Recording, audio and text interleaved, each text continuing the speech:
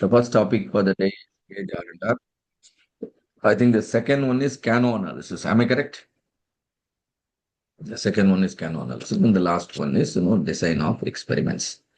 I'll try Yes, to, yes, all sir. these topics are, not all these topics. The first and last one, yes, is certainly a challenging one, but I will try to simplify and make it, short and sweet for all of you.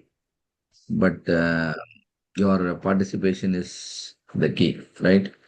So try to be participative and as usual, you can prefer to stay on the camera if you are dedicatedly available for the training session.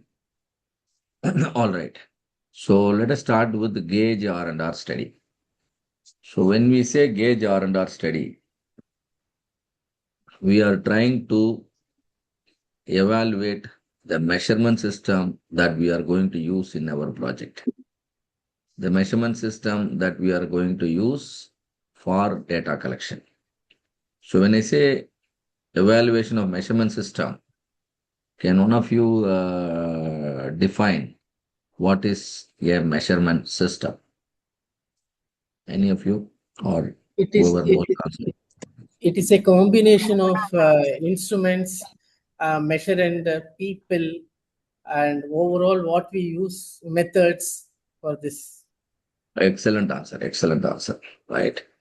A system comprises of elements that includes, yes, your measuring instrument, the assessor or the appraiser, and then the characteristics to be measured, the part that is getting measured, even the environment, even the instructions that are shared, the procedures followed, everything together is called measurement system. So we have gained some understanding that any measurement system will have two issues. One is issues with the consistency. Another one is issues with the accuracy. What is issue with the consistency? Whatever output you are getting, that output is not repeatedly same. That is the problem, right? If I ask your name in the morning, afternoon, as well as in the evening, all three times you have to tell the same name only. Yes or no? Can you give me different names? No, sir. You are asking me in the afternoon, so I'll give a different name. So when you come For in the sure, night no, sir. time, not possible, right? If you behave like that, then there is a problem, in your consistency, right? So if consistency is lost, automatically the accuracy will be lost. Yes or no? If the consistency is lost, automatically accuracy is lost. So the consistency in measurement system, we call it as precision. Precision means, precise means you are consistent. You repeatedly give the same reading. You have a good ability to produce the same output for a particular input. The particular input is given, 100 times. All 100 times you are able to produce the same output. So this precision can be of two types. One is repeatability, the other one is reproducibility. One is repeatability, the other one is reproducibility. I ask you only 10 times, what is your name? And all 10 times you gave me your name very correctly. That means you are repeatable. That means you are repeatable. But I ask, what is your name? With all the colleagues, who are there in this classroom. And some people, they know your name, they are telling correctly. Some people, they don't know your name, they are telling, wrongly. Now also, I could see an inconsistency in the system. Yes or no? Earlier, everything was because of a single appraiser. Now, it is because of all the appraisers. If multiple appraisers disagree, this form of inconsistency is known as reproducibility error. Do you understand, all of you? There is repeatability error and there is reproducibility error. And asking your name and giving a different name, immediately you can understand there is a bias, isn't it? Because if your name is not explained, no, given, mentioned correctly, then you immediately find out. Suppose I am not asking about your name, I am asking about, your weight. I'm asking about your weight. And now, the a measuring instrument is required for all of you to to comment anything, yes or no? Earlier to comment, you just voluntarily, just by observing, you gave the name, because that time we were dealing with attribute data, just the name. Whereas now the question is, what is the weight, what is the height, or what is your sugar level, or what is your diameter, thickness, surface finish, turnaround time, cycle time, whatever it is, a measurable metric. In such a case, a measuring instrument is compulsory. That means you are now dealing with continuous data. Can you see that, all of you? If you are using continuous data, then a study called gauge R&R study needs to be carried out. Clear, all of you? So when to go for a gauge R&R study? When the You measured only continuous data. Yeah. yeah, when the characteristics is measurable, is a continuous data. Very good. And again, the repeatability and reproducibility error. In order to understand the repeatability and reproducibility error, let us all do a little live exercise. And then I will show you how to use Minitab to conduct the gauge order study, and then, generate the output and then interpret the output. And based on the interpretation, we can also take suitable action, whether to go for a new measurement system or improve the existing measurement system. So, which is going to be a good, the appropriate one that we can decide. So in order to do that, so let's have a small measuring instrument in our hand. You all have the mobile phone and you all have the stopwatch in it. Am I right? So please open your mobile phone, open your stopwatch and show it on the screen. Show the stopwatch on the screen. Now all of you, to participate, you need to turn on your camera and you have to show the stopwatch. Excellent. All of you, please do this. Do this. So you must, correct. So not just for me, just for yourself. You have to show like this. So now you have a measuring instrument in your hand. All of you, please try to find out what is the resolution of the measuring instrument that is there in your hand. Because when you involve multiple instruments for a data collection, the important condition to be satisfied is the resolution must be same across all the instruments. The resolution must be same across all the instruments. So please tell me, what is the resolution of the stopwatch we right now have in our hand? Milliseconds. Okay. All of you can even put your answers in the chat box. Let's see. One is milliseconds. Okay. One is bigger. I have typed it. What are the other things that is coming to your mind? All of you, please. Is it?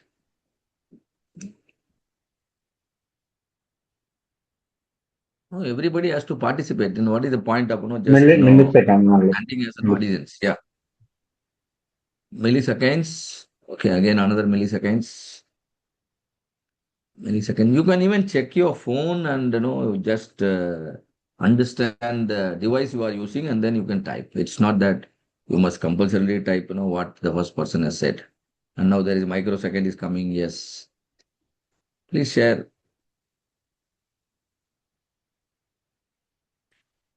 Come on, do it fast, please. We have all important topics today. Sir, I'm sorry, I just missed it. You said something. No, I'm just asking the resolution of the stopwatch. The resolution is otherwise known as least count. The resolution is otherwise known as least count. Whether somebody is asking you to find out the resolution or the least count, it is same. So my question is, but I'm still not able to see any. Yeah, the first time a correct answer has come. Ragul Krishnan. Yeah, that's a correct answer. Because what is centiseconds? Centisecond is 1 by 100 of a second. So there are only two decimals. Can you see that? There are only two decimals when you come to the seconds column. So, or otherwise you would have told 0.01 second. That is also good. You would have either told 0.01 second or centisecond. So if all of you have such a same resolution least count, then we can proceed further. We can form a measurement system and then we can collect data collect. No, proceed with the data collection. Are you with me, all of you? Suppose imagine in a measuring, in a situation, you want two people to use the vernier caliper. Now both vernier calipers should have what? Same resolution, should have same least count. So what is least count? The minimum signal to which your instrument can respond and give a reading. The minimum signal to which your instrument can respond and give a reading. Now all of you have the stopwatch in your hand. Now what I will do is I will play a video. I'll play a video and you all just have to tell me the duration of the video I play. Okay? Is it clear, all of you? Is the operational definition clear with you? When will you switch on the video? Sorry, when will you switch on the stopwatch? When I Start the play video. the When the video starts. Video starts I playing. play the video and the video starts, you hear the audio, there are many things, right? So once you realize all those things, then you press the start button. And then I will also stop the video. Once the video is stopped, then you all must stop your stopwatch. So you should know how to start and stop your stopwatch. If you want to practice, you please practice. So this is some proper instruction and practice is very important while engaging people in measurement, right? Data collection, because we understood the significance of data, isn't it? If there is so much of data, then sometimes, we may make a wrong decision. So we don't want to do that. So it's very important. We have, proper training and proper instruction to all the people. Such instructions are called operational definition. Okay. So now that is very clear. Now let me play some video. We can even now play whatever network connect. YouTube, let's go to YouTube. So you have any choice, all of you? Any specific movie song? You need any such thing?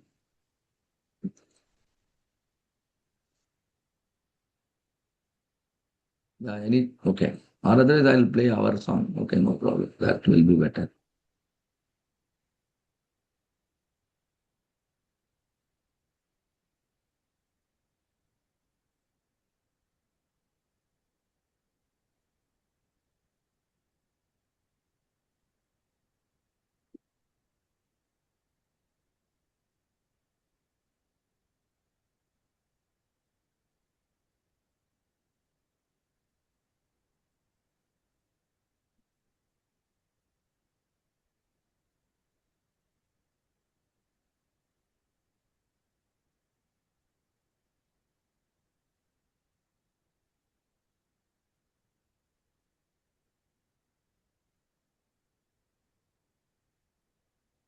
Okay, this one. This is what I'm referring. So let me check whether the audio is shared. Share the sound. Hope all of you are ready, right? So turning professionals. So I will randomly play it from any point, and then I'll randomly stop it also. All you need to do is you have to press the start button and then stop button correct at the appropriate time. And once the stop button is pressed, whatever is your reading, you type your reading as it is in the chat box. Okay, instruction is clear. So we just proceed now. 3, 2, 1. Here we go. Clarity, quality, measurable results, the true Lean Six Sigma presence. From white and yellow, green and black to the master black belt leading the path. Lean Six Sigma with GSK. We measure, we learn, we elevate, we innovate, we set the pace. Driven by vision, excellence. Lean Six Sigma with GSK.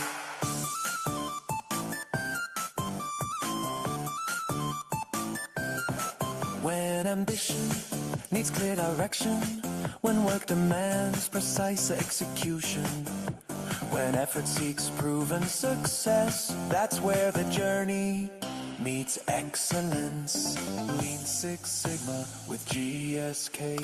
Training minds, building skills, continuous improvement is our will. Facts over guess, logic over doubt, results speak when numbers come out. Step by step, discipline is strong, defined to control, we move along. Lean Six Sigma with GSK. We measure, we learn, we elevate, we innovate, we set the pace, driving impact, creating excellence with vigilance. It's an excellent.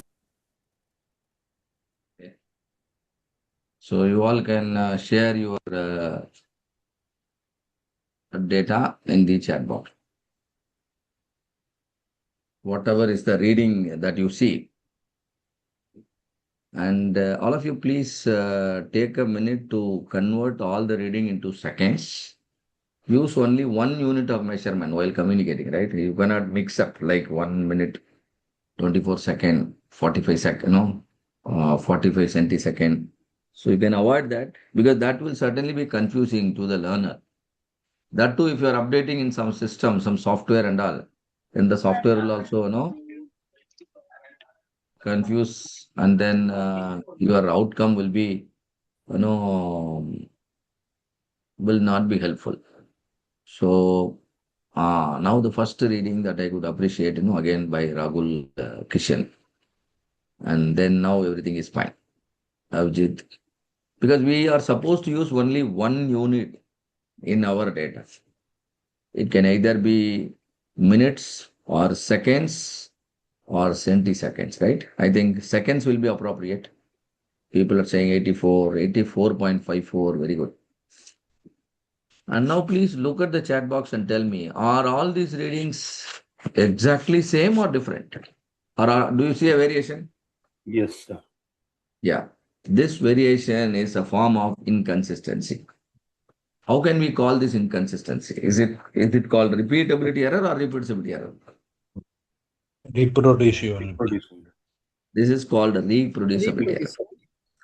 We involved all the participants. There are about 25 people involved in data collection. And we ended up generating 25 different readings. No 2 readings are no matching, isn't it? So that means reproducibility cannot be, or reproducibility error cannot be eliminated completely. If I play the song one more time, do you think you will be able to produce the same reading? Any of you confident here? Somehow if I manage, somehow if I manage to run this same song for the same duration, and still you will have problem in producing the same reading. That means there is another form of inconsistency within each appraiser. Earlier it was between the data collectors, now it is within the data collector. So the inconsistency within within a single appraiser's reading is known as repeatability error. Very good. So there is repeatability error and there is reproducibility error. So both we understand, isn't it? We correctly understand. Now, in order to I just type those words, repeatability error and reproducibility error. So we experience the errors now. Now we need to quantify how much is, if I involve all of you, how much reproducibility error will come? If I involve all of you. How many people and how many times that we are taking? Yeah, how many? Definitely. That means the variation in the data is the error, isn't it? The variation in the data is the error. So I should make sure there is no variation in the video I am playing. It's very simple. I can download a video and then play it again and again and again and again, right? So I can easily eliminate the variation in the video because the same video when I play multiple times after downloading, the variation in the part is now removed, yes or no? But afterwards also, you people will still be generating variation. So that variation is now directly equal to the error. Always please understand the total variation is the formula to calculate the total variation is 6 sigma. Am I right? Any process will have a spread of how much? 6 sigma. Am I right? Sigma.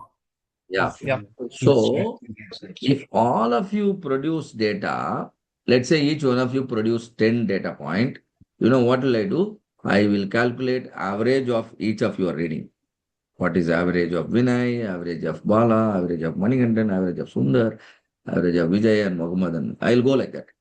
And every average is with me. And I will only type all the averages in an Excel and calculate a standard deviation out of it. This is called a standard deviation of sample averages. This is called a standard deviation of sample averages. We have given a special name for standard deviation of sample averages. Any of you remember? Mean.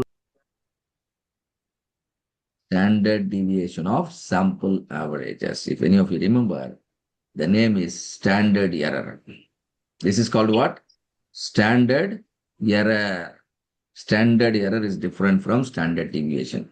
Standard error is nothing but standard deviation of sample averages. Since there are 25 people, there can be 25 averages. And all the 25 averages can be typed.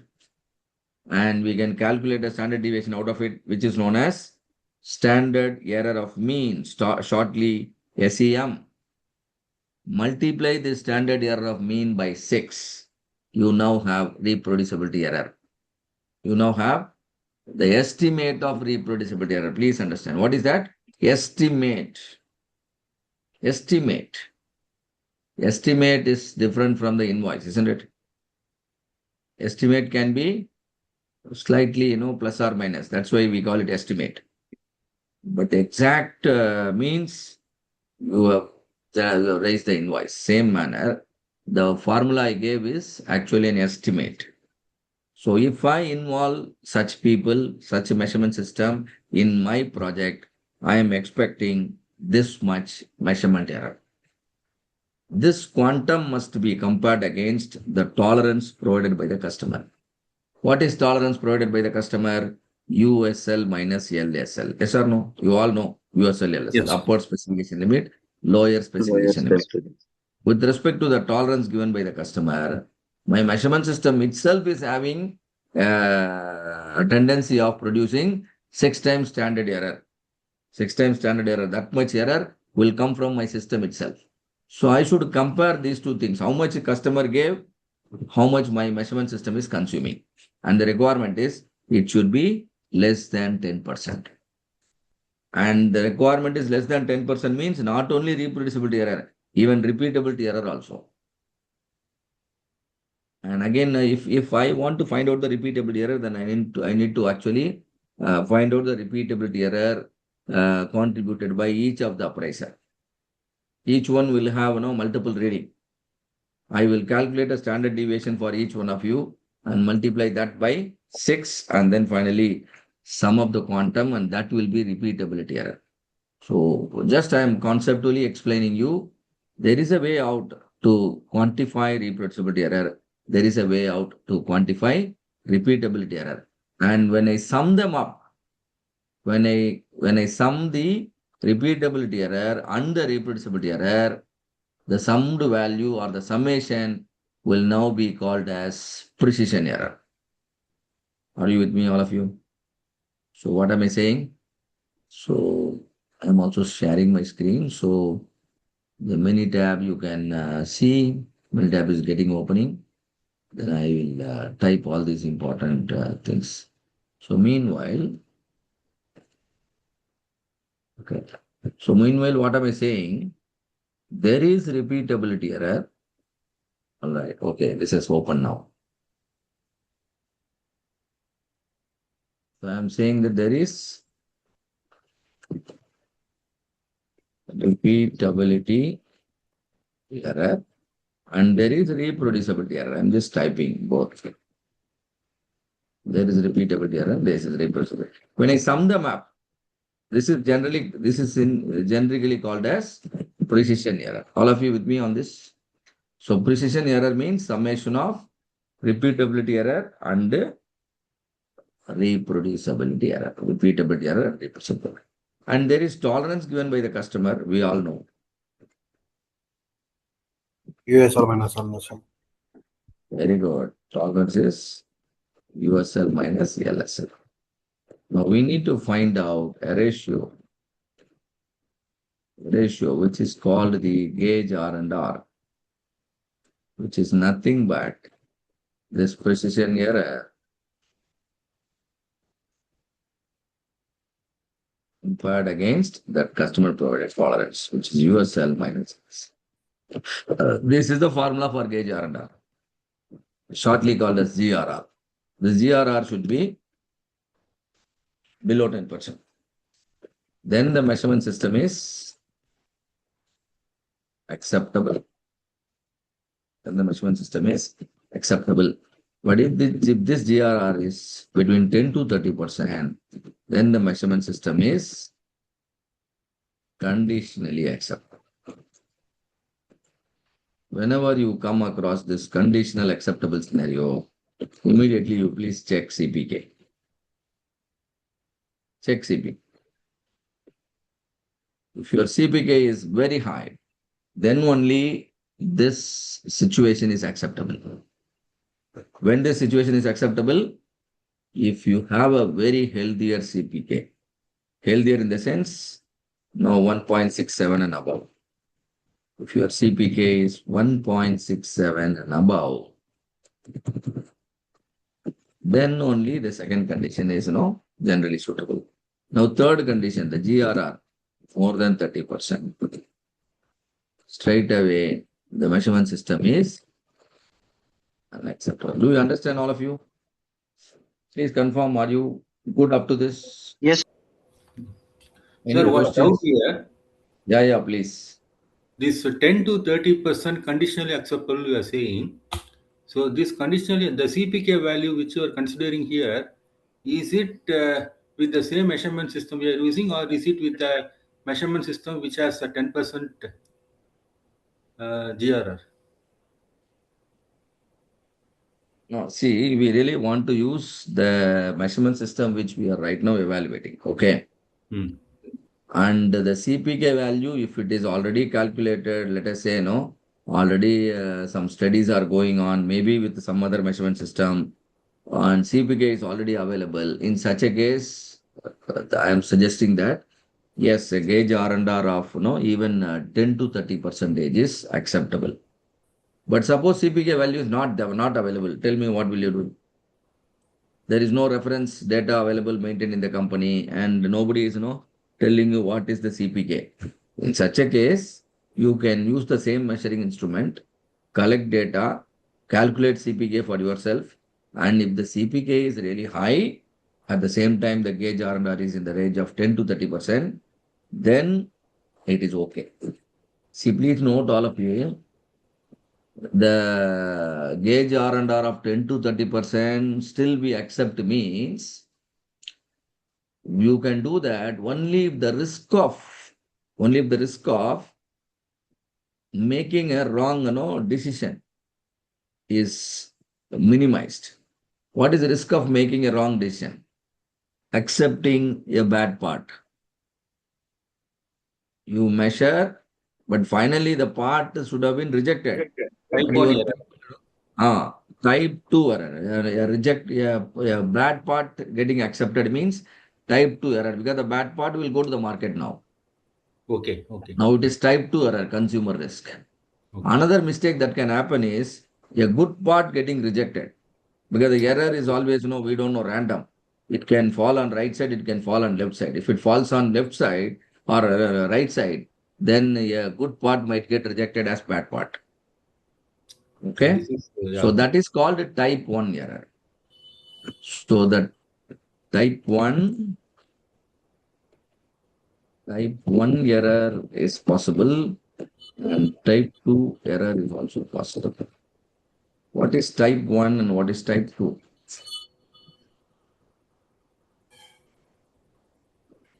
Type 1 is rejecting a good part. What? If the error is falls on the left side, I mean, if you what do you call, if the error or bias is negative, sorry, not negative, positive. Imagine an instrument with a positive bias. Imagine an instrument with a Positive bias. Now what will happen? This bias will get added up, isn't it? Bias will get added up. Let's say your watch is 10 minutes biased, 10 minutes faster. Now what is the time? Actual time is 3:35. But how much bias you have? 10 minutes. Now what will be your watch showing? Instead of 3:35, your watch will be showing what? 345. 3:45, because there is a positive bias. But customer has told you have to complete the work before 3:40. You actually completed before 3:40, isn't it? 3:35 only now. But your watch is projecting as what? 3:45, isn't it? Can you see Yeah. typo error here? Yeah. Yeah. Even though your parts are good, please note, see, if you have a 10 minutes biased instrument and you want to make all these mistakes, then one thing what you can do is, instead of finishing the work in the last minute, instead of finishing the work, last minute like 3:35, if you finish, well in advance, 3:20 itself, even after the bias, your work will be appreciated. Yes or no? Even if there is a bias, your work will be appreciated. Are you getting my point? You finish the Yes, work by within the limit. you finish the work by 3:20. Even the bias is also added. Even after adding the bias, you are considered to have completed the work only by 3:30 only. But you had the time up to what? 3:40, isn't it? Yes.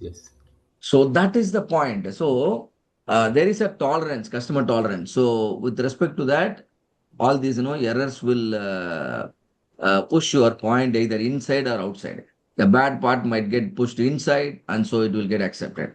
Or a good part might get pushed outwards, and then a good part will get rejected. So outward means there is a positive bias. Inward means there is a negative bias. So this is type 2 is accepting. Yeah, bad. Yes, Shekhar sir, you want to ask something? Please go ahead. Sir, for this CPK, we are going for chart term, na? Chart term sigma within. We need to calculate for 1.67. Short term, yes. CPK means short term only. Correct. Okay, for the sigma within. Yes, sigma within. Very good. Sir, and one more thing, I have one doubt for the measuring instrument. For the feeler gauge, we need to come in the part of measuring instrument or for the attribute only, sir, for the feeler gauge. Now, what is the output of your gauge, feeler gauge? Sir, for the output of the cage, either the gap is arrested or not, the gap going into the part or not. If it is Okay or inside, not we okay? call. See, Then it is sometimes Go, attribute. we no go. see Then it is sometime attribute. yeah, correct. Sir. Sometime we are telling it is okay or it is not okay, but however the how many what is the thickness of the gauge inside the cap na per point 0.5, either point 0.2, either 1 mm. Okay, since I can tell as a value na, either we need to take measurement for the gauge R and R for the feeler gauge. That is my question. Yeah. See, if you just decide to work with, whether the gap is there or not, yes or no type data, then it is attribute agreement analysis. But as you mentioned, if you also measure how much is the gap, let's say there is a gap of 2.33 mm. Hmm. And if you want to work with such data, 2.33, 2.34, 1.89, and Okay. 0.44, if you actually want to work with exact gap that exists between the parts, then it should be gauge R and R study only. It depends on what data you use it for your analysis. Okay, If sir. But you just then, use the hmm. information of yes or no for your analysis, let's say you are just finding out number of defects happen. If Okay. you want the number of defects happen to be accurate, then you should do a triple A. If you are talking about average gap between the parts, Okay, sir. that means you are measuring the gap. If you want to speak in terms of the average gap, then you should perform a gauge R&R study and then proceed. Okay, depends Okay. upon what value we can take in our process. Depends on. See, after conducting an examination, if I communicate about the number of students passed Number of students qualified for the black belt certification. I am only using pass or fail information, isn't it? Correct. Yes. All of you, while joining the course, what is that you checked, sir? What is the passing rate? That is what you checked, isn't it? Yes, sir. Correct. Then you only ask for no the pass fail situation only. Then the situation is very easy for me. Our team would have told you 100%, isn't it? So Yes, sir. that you Correct. will be But we are motivated to facing control. during this Yeah. IITF audit and at all. Every time the auditor came at our end, they are asking for why you are not included the MSA plan for the feeler gauge. That time we are suffering to answer to them. That is why you only asked about, sir, what is the Mm. passing assurance, passing rate? Then our team would have told 100%. We would have asked our competitor also. They will also say 100%. Now you happily decided, isn't it? But you should also have one step ahead. Okay, sir, very good. All are passing. But what is the average score your students are scoring in the examination, isn't it? Correct, sir. So that will give more detailed information. That is what your auditors also asking. Instead of just showing yes or no, they are asking you to perform a gauge R&R study on your feeler gauge. And in such a case, you should be able to measure the gap that exists when you use that feeler gauge. How much is the gap now after placing the gauge? How much is the gap? And if your system is capable of even capturing that and recording that, then you should certainly be including a gauge R&R study report. Okay. Okay, good doubt, good question. See, it is like a kind of assurance to the team. Correct, sir. I'm not only, see, for example, it is like, you are all of you are going to carry a black belt certificate, isn't it? And the Yes. interviewer, just by seeing your black belt certificate, do you think they will immediately type the appointment letter, offer letter, and the promotion letter and sign it? No, No. sir.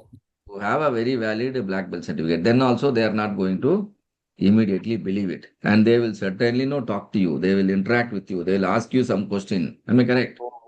Correct, sir. To avoid that, what should you do? We are conducting an exam. We are giving all of you a scorecard. Yes or no? Yes, correct. You carry that as well. You boldly, place that scorecard also. Then the certificate value is going up now. Yes or no? Correct. It's not mere certificate. And another thing is, let's say you also have a project report, and that project report is also part of the scorecard. And now the value is further going up. The same is what your auditor also suggested. Instead of merely showing me a CPK, also please show me the MSA report. I want to see. Are you getting it, all of you? It is a kind of no assurance that all my calculations are perfect. All of you, do you understand this important question asked by Segar? Yeah, yeah. Very good. So now let me show you the type. Let me visualize the type 1, type 2 error for you, Questioning. and Sir, in and see case of here. attribute studies, hello. Come on, sir. Come again. Sir, in case of attribute studies, it is for go no go gauges. Hmm. What is the criteria? Yeah. For attribute data, I think last week you all have studied, right? For attribute data, the requirement is team accuracy. The requirement is team accuracy. Let us say there are 25 people here. All of us, are checking a good part. A good part must be classified as good only, isn't it? If all 25 of us classify a good part as a good part, then our team accuracy is 100%. Are you getting it? Let us say 5 people classified the good part as bad. Out of 25, 5 people marked it as bad. Remaining 20 people marked it as good. Now, what is reality? Reality is good part, isn't it? So, what is your accuracy? How many people measured it correctly? 20 out of 25, isn't it? Sir, no. 20 out of 25 is how many? What is the percentage it is? 80% only. 80%. So 80% is the team accuracy. Our requirement is 90%, normal practice. Or other words, AIAG guideline says team accuracy of 90%. That means again error should be 10% only.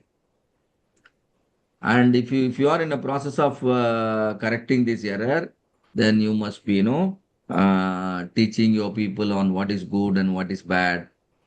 Also find ways to ensure the repeatability and reproducibility and all that. If you take care, team accuracy will be above 90%. And now since it is gauge R&R study, we are talking about measurable characteristics. And for that purpose, I have drawn a bell curve. All of you, can you see my bell curve? Yes? Sir, sorry for question. Yeah. So So it bell should curve be is the... above. You Yes, said, yes, yes. sorry, sir, I have one more question here. Uh, You said it should be above 90%. So the thing which can go wrong here, be the person who are doing the pricing. Is it like that? I'm not... No, not getting you. Come again with your question. Yes, 90% is the requirement, team accuracy. Yeah, you said the things which can go wrong here, only the appraiser. No, no, no. Anything See, wrong with the instrument? I mean, the gauges which we are using. anything can go wrong. Not only the appraiser can be biased, your instrument can also be biased, or the instruction can also be wrong, or even there can be environmental influence. But for easy understanding, to quickly answer your question, I said out of 25 people, 5 people recorded it wrongly. See, why he recorded wrongly, that what is his intention behind, we need to always investigate. It can be, the reason can also be the operator himself is biased, is lethargic, he don't want to really observe what he is actually doing. Blindly he might commit a typo error. That is also possible. Or otherwise the part I am showing, that can also be a difficult part. Yes or no? Yeah. So the challenge, the exact root of the reason can be anything. That needs to be investigated, but ultimately we want a team accuracy of minimum 90%. Okay. Now coming to I the have one more question here. So I have the gauge R&R report. It said like effectiveness of 96% of one person 94, and another person 92%. So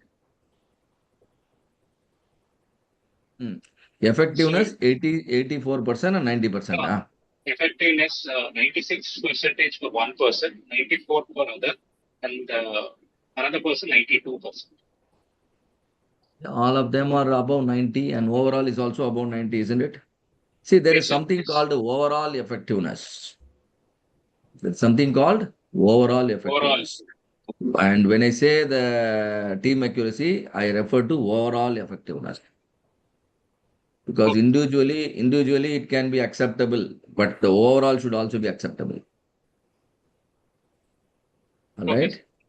sir. So even though Sir, 92, how it, 94, 90, if the individual is above 90%, then overall will also be 90 above 90, right?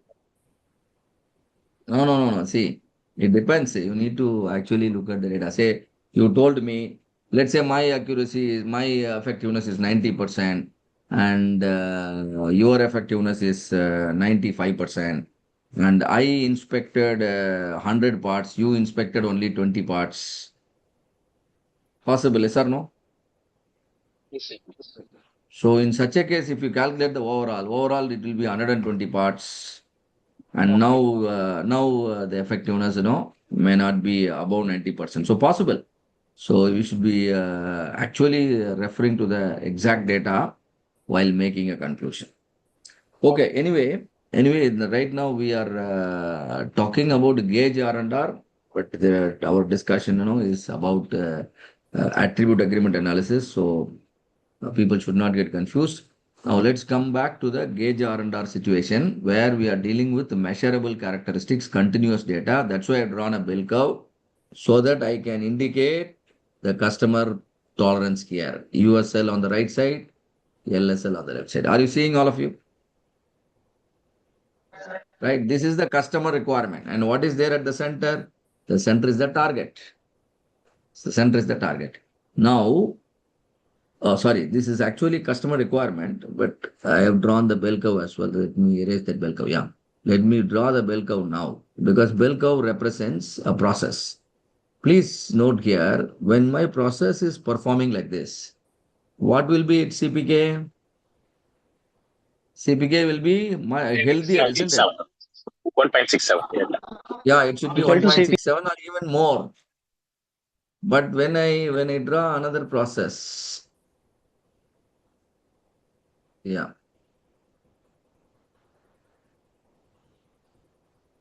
Now this is, spread is more. You can see now the spread is more.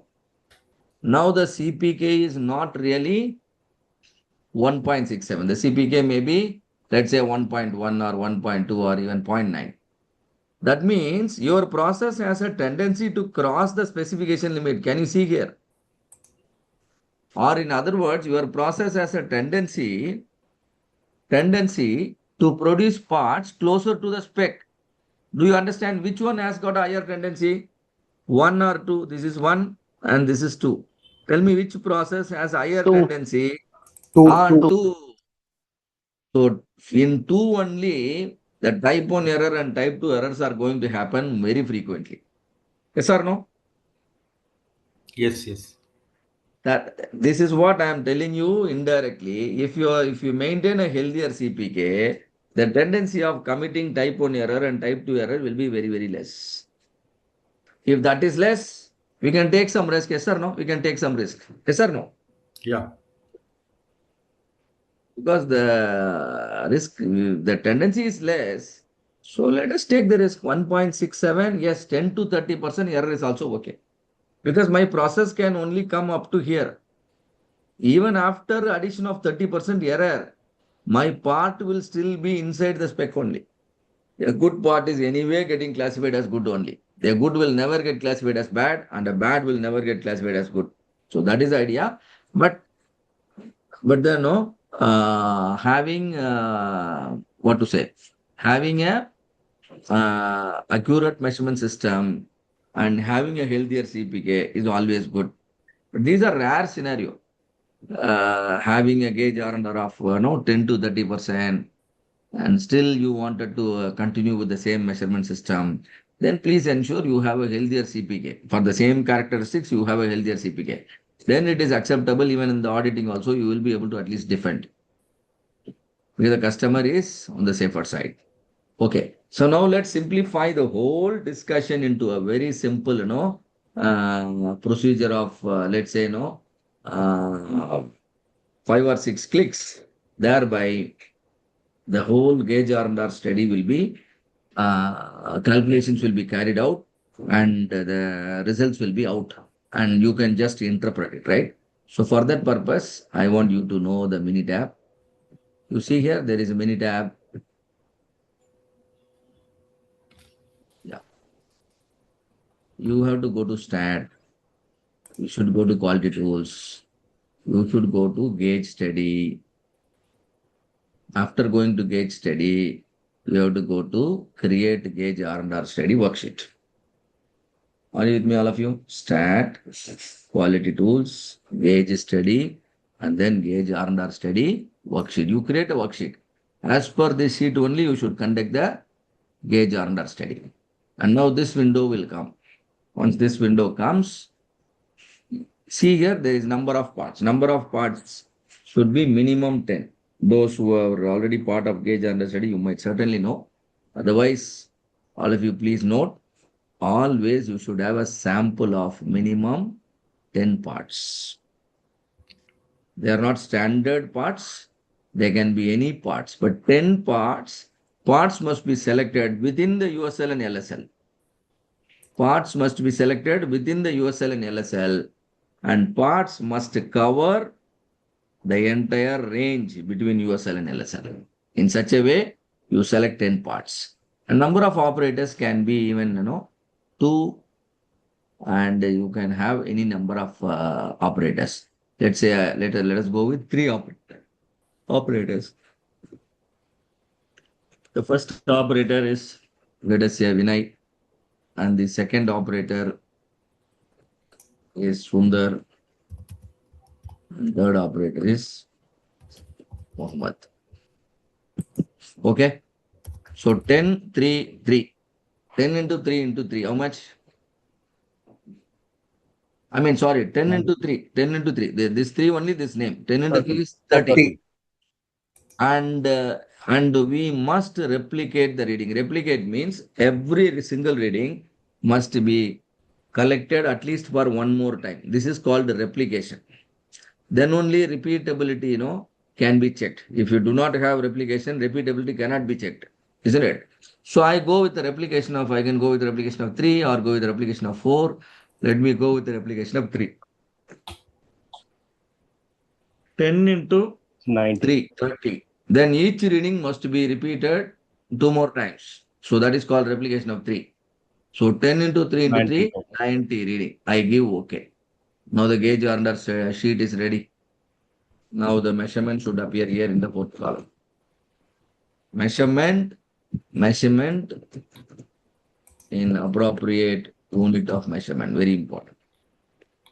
Appropriate unit of measurement can be degrees Celsius, or it can be minutes, or it can be seconds, or it can be kilogram, or whatever. And see here, now there are 90 rows generated.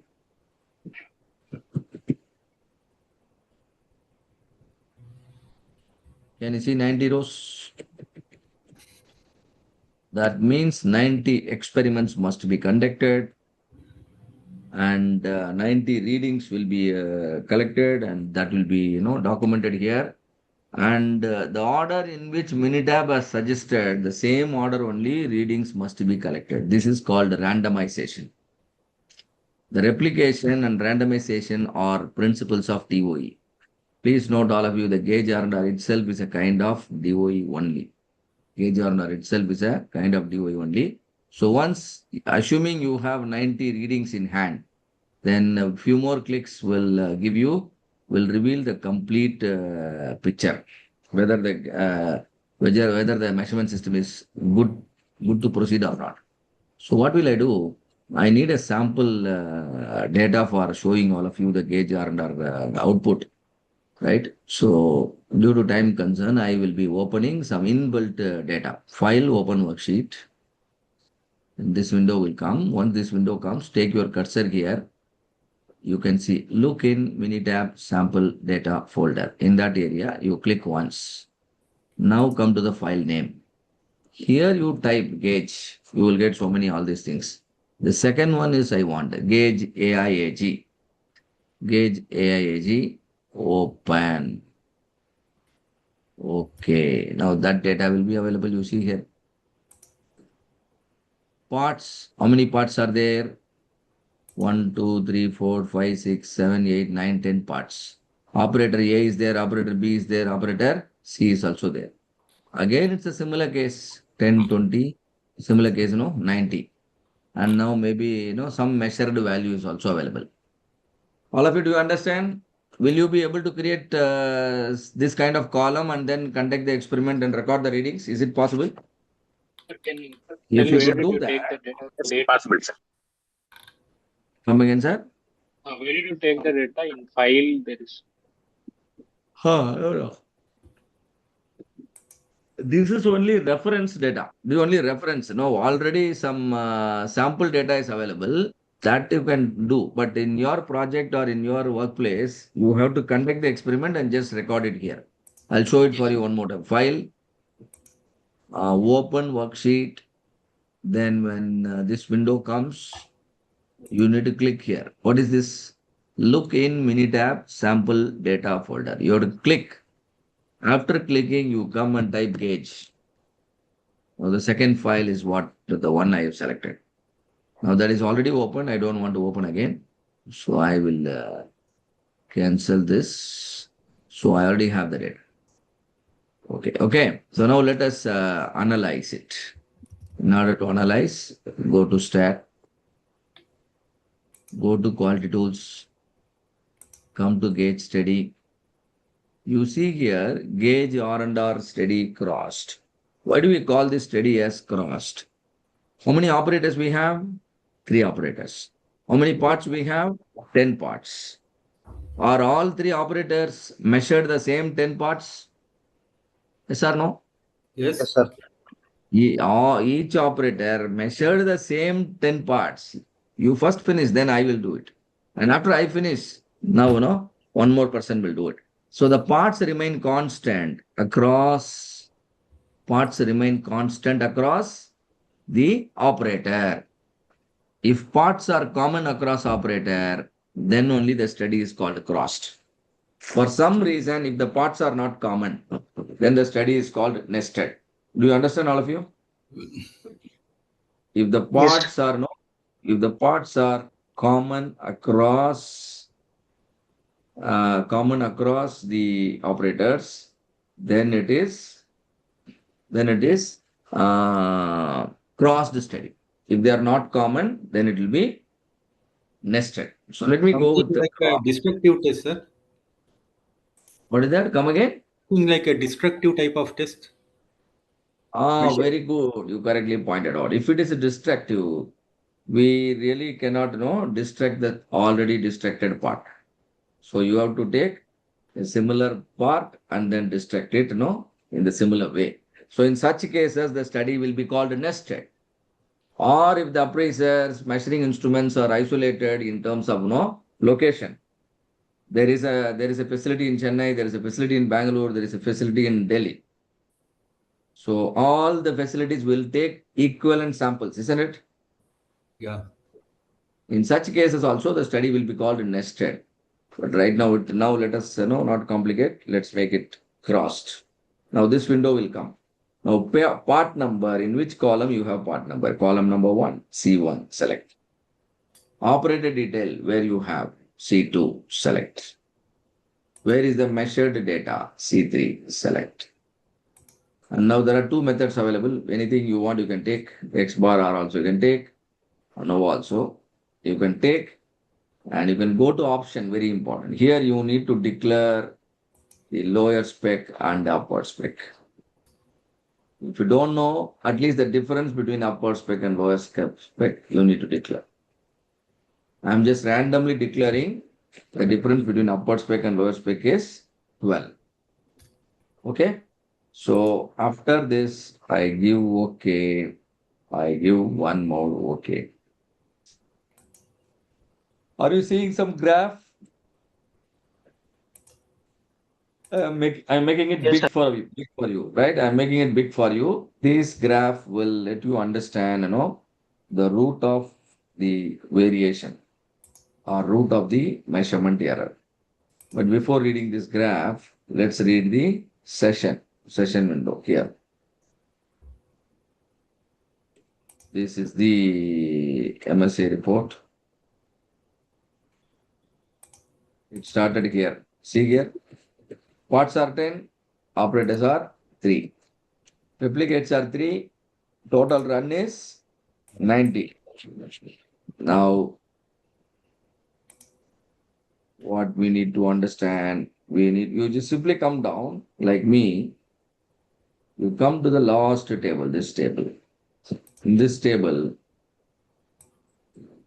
look at this total gauge order. Total gauge order, can you see value here? How much it is written? 15.12. It is in the range of 10 to 30. 30%. So, what is your conclusion? Conditionally acceptable. Conditionally acceptable.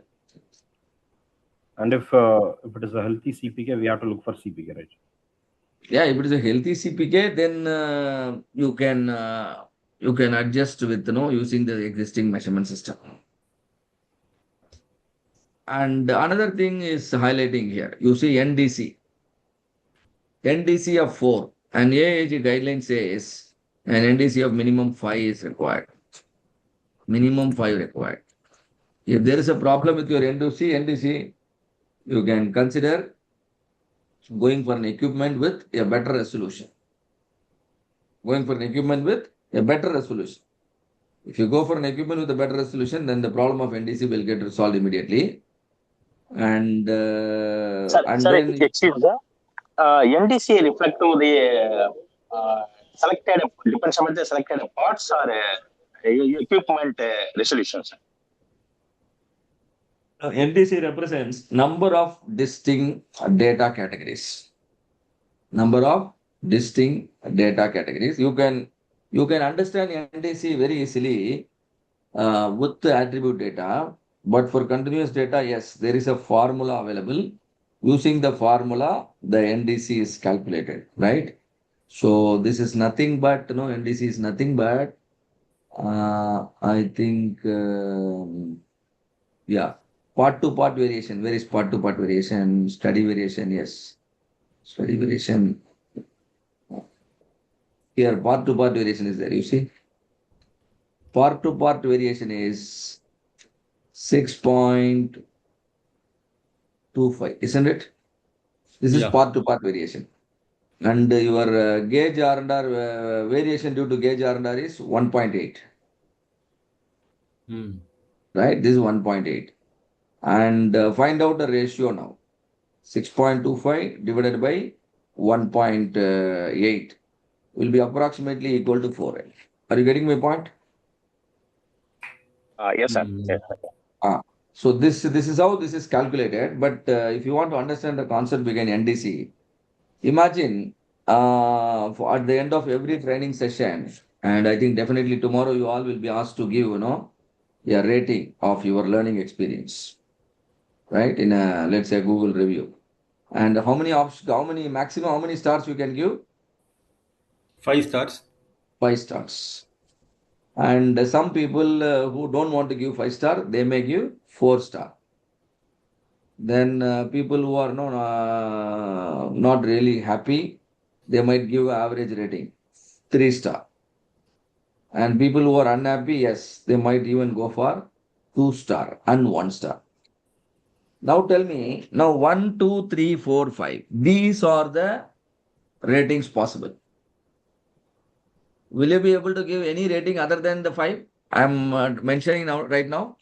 Either you can give us 1 star, 2 star, No, sir. 3 star, Yeah, 4 star, 5 star. Any of you can you give 3.5 star to us? Is it possible? Your system will allow? No. No, sir. 4.5? No. No. Somebody you liked the training very much, you want to give 10 stars to us, but you really cannot give. That means only 5 values only repeatedly, coming again and again. It will either be 1, 2, 3, 4, or 5. That means the NDC is 5. But for continuous data, we can't explain very easily. So just use the formula. What is the formula? Part to part variation divided by gauge R&R value. Variation due to measurement, variation due to the parts divided by variation due to the measurement. This is called NDC. But remember, NDC must be minimum 5 and gauge R&R should be less than 10%. So in this case, this is what happened. Now I told you earlier, right? There are some graphs. When I open the graphs, I can point out the root cause of higher gauge R&R value. Root cause of higher gauge R&R value. So how can we find out that? And just show that in my PowerPoint.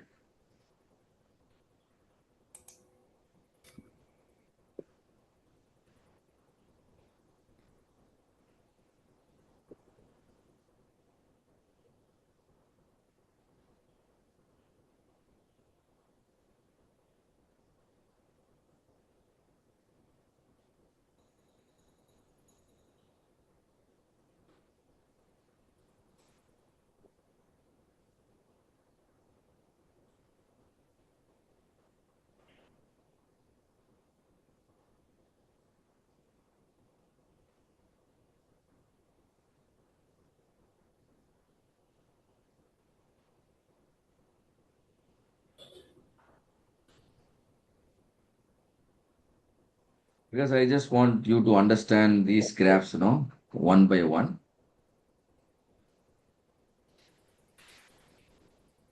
Yes. This is what I was explaining you.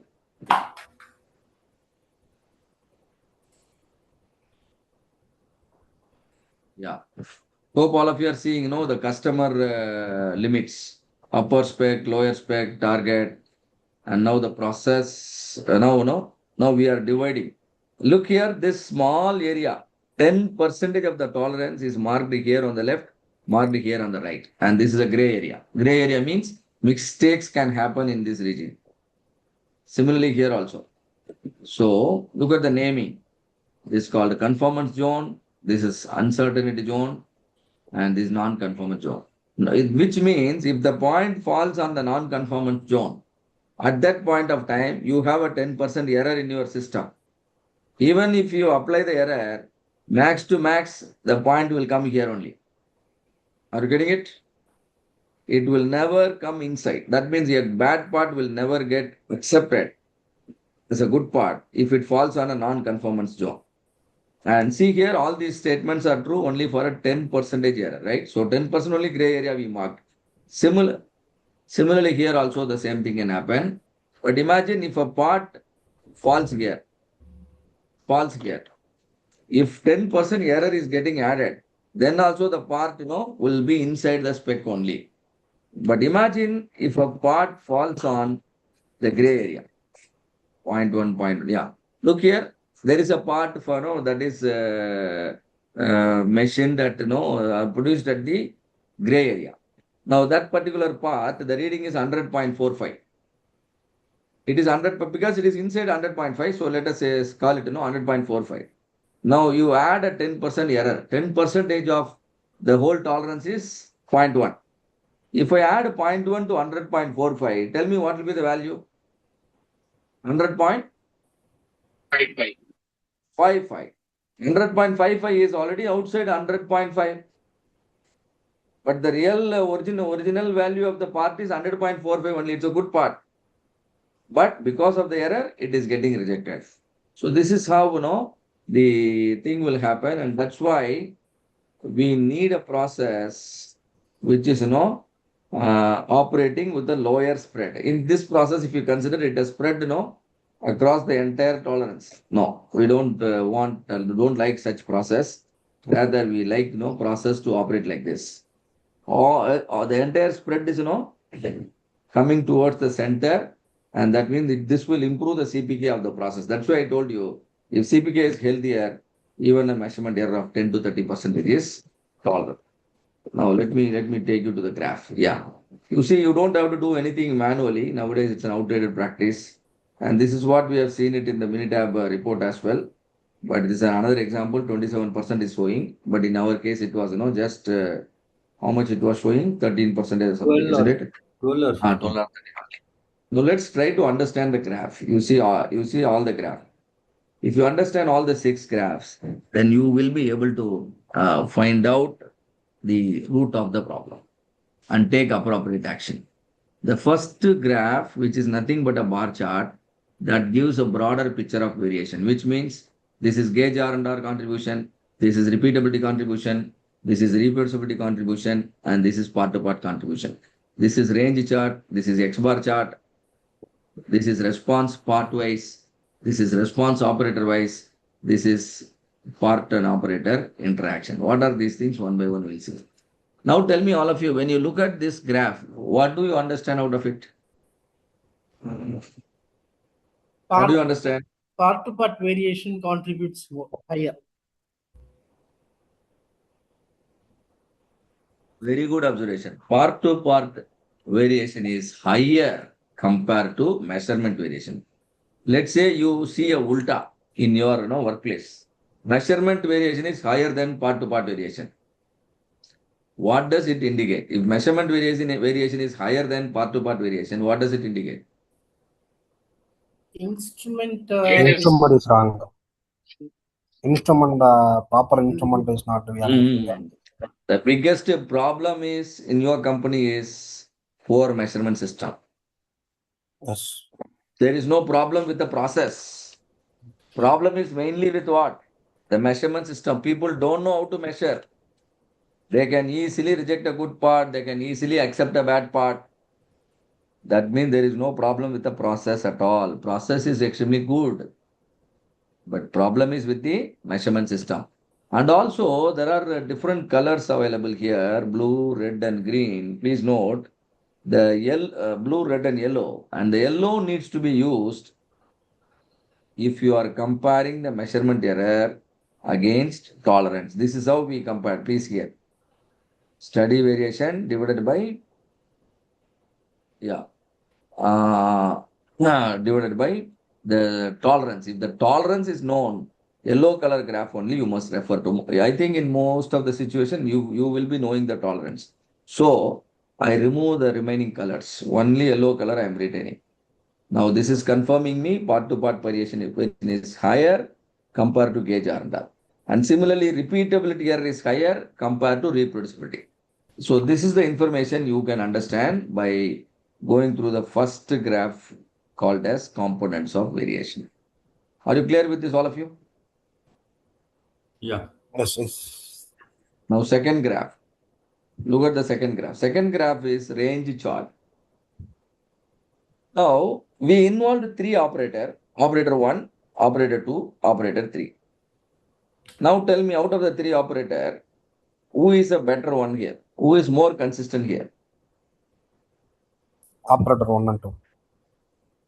Operator 1 and 2 are more consistent. 3, what is the problem with the 3?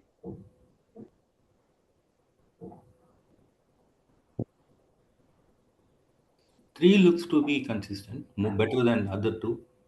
Correct. 3 used to be better. See here, they are, their variation is very less. Here in range chart, the lowest line is, lower control limit, which is 0.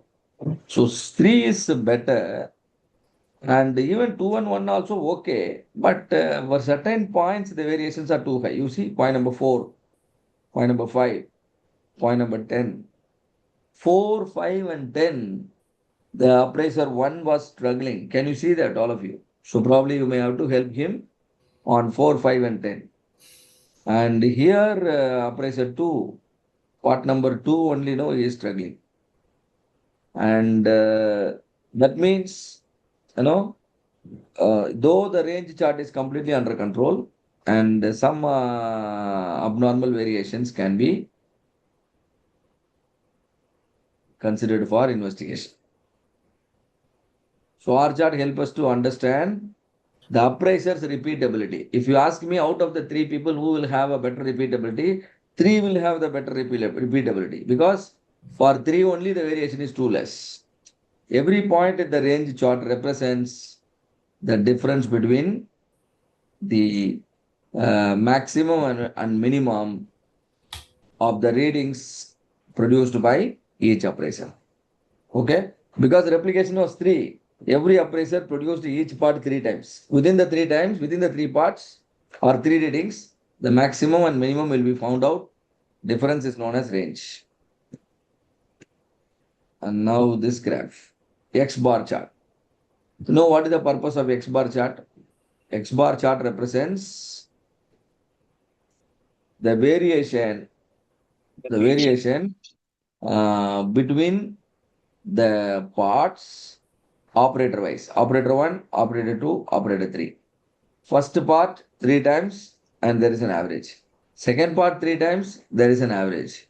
Third part 3 times, there is an average. Now you may wonder here, so many points are falling outside the control limit here. Yes or no? Yes, sir. Yes. Actually, the idea in gauge order study is when you plan the study, you have to plan in such a way 50% of the points should fall outside the control limit in your X bar chart. What percentage? 50%, which means you must go for a good bad ratio of 50-50. What is a good bad ratio? There is lower spec, there is upper spec, there is a target. Now you have to select approximately 50% parts in this region. What is in this region? 50% means 50% parts closer to the target. They are considered good parts. And 25% from the, what do you call, the lowest, towards the upper spec and towards the lower spec. So 25% here, 25% here.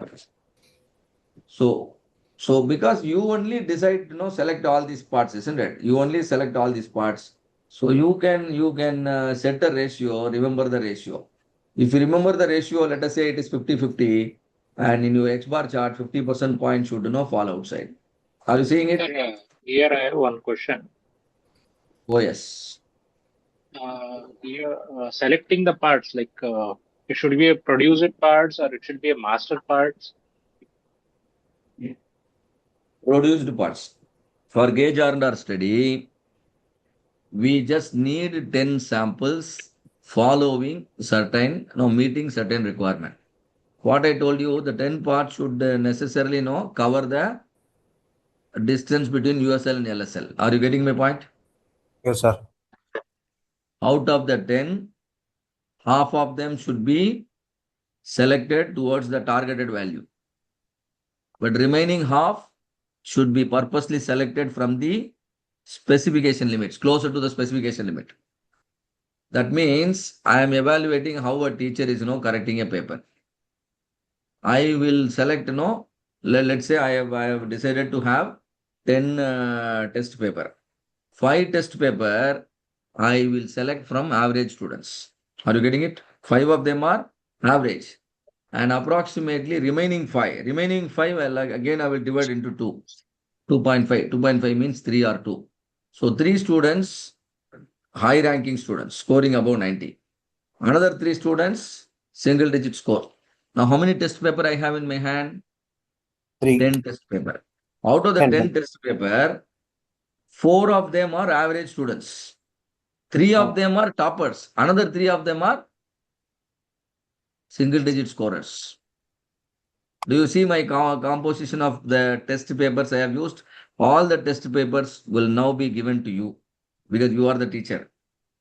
If you correct these test papers, you should classify average as average, top ranker as top ranker, and poor students as poor. Yes or no? Then only you are a good teacher. Then only you are correcting correctly. If you give pass mark to all the students, are you doing your job correctly? Are you evaluating correctly? No. That is why, in the control chart, I expect 50 percentage of the points or whatever percentage you mixed up. I don't know. In my test paper example, I said, 10 paper, out of that 6 papers are outliers. 6 outliers, 4 are average. Similarly, you should also be mixing up 60% or 50% or 40% bad parts. Whatever are the bad parts, those points should appear outside the control limit. With the help of this ratio, you can check whether your instrument is good in good in differentiating the good and bad parts. Good parts are the parts which are closer to the target. Bad parts are the parts which are away from the target. Okay. So, all right. Now, what is this? Part-wise response. How many parts we have? 10 parts. How many operator? 3 operator. 3 operator measured each of the 10 parts 3 times, isn't it? Yeah. 10 into 3, 30 readings. So 3, 4, 5, 6, 7. Okay. So first part was measured by operator 1, operator 2, operator 3. First part, first appraiser 3 times. Second appraiser 3 times. Third appraiser 3 times. Totally 9 readings. You see, all 9 readings came from what? Operator 1, part 1 only. Similarly, part 2, part 3, part 4, part 5. Now you tell me, out of the 10 parts, which particular part your team has measured with, utmost precision? Where is your team, highly consistent? Part number 1 or 2 or 3 or 4 or 5 or 6 Part or 7, number 8? 7, sir. Part number 7. Very good. 7. 6 and 7, yes, See, it appears like, a pile of coins. But the worst thing is 10. You see, all of them, measured the 10th part, differently. And a big spread, is visible here, which is not a good sign. So this is called, part-wise response. And finally, interaction. That is why the part to part variation is very high. I would say Sir, Because in of what? this case, First class. Yeah, this one, right? Here also, yes. Part 1 also variation is very high. 10 also variation is very high. So here, say suppose part number 10, if the readings are coming like this, please note, since you see a variation here, do you think this represents part to part variation? All the readings came from which part? 10 itself. All the readings came from which part This number? 10th Part part. number 10. Part So number 10 appraiser, only. It is the same part. Only your team, not measuring it properly. Please understand. Nothing to do with the part to part. appraiser. This is actually the entire team of appraisers. They are not able to align. So this actually indicates Reproduce. part-wise reproducibility is weak. And Yes. particularly which part your team is struggling, part number 10 your team is struggling. Afterwards, maybe part number 4 your team is struggling. And afterwards, 1 and 5. And in such a manner, you can equip your team, gradually gauge R&R will improve. And this is box plot. Sir, Box in and the previous plot here, nothing to do with, with respect to measurement system, with respect to instrument. So we need to train the people to measure the part 4 and 10 properly. So then again, we need to conduct the study. You are right. You are right. Since part number 10, we don't know the reason. The team is struggling while handling the part number 10. They have demonstrated a lot of disagreement, demonstrated a lot of variation while dealing with the part number 10. So as you rightly said, some help, they deserve some help. So you can investigate the matter and also conduct a training to your people, and if the training is helpful and some kind of investigation is also done and some improvements are effected, then this variation will come down.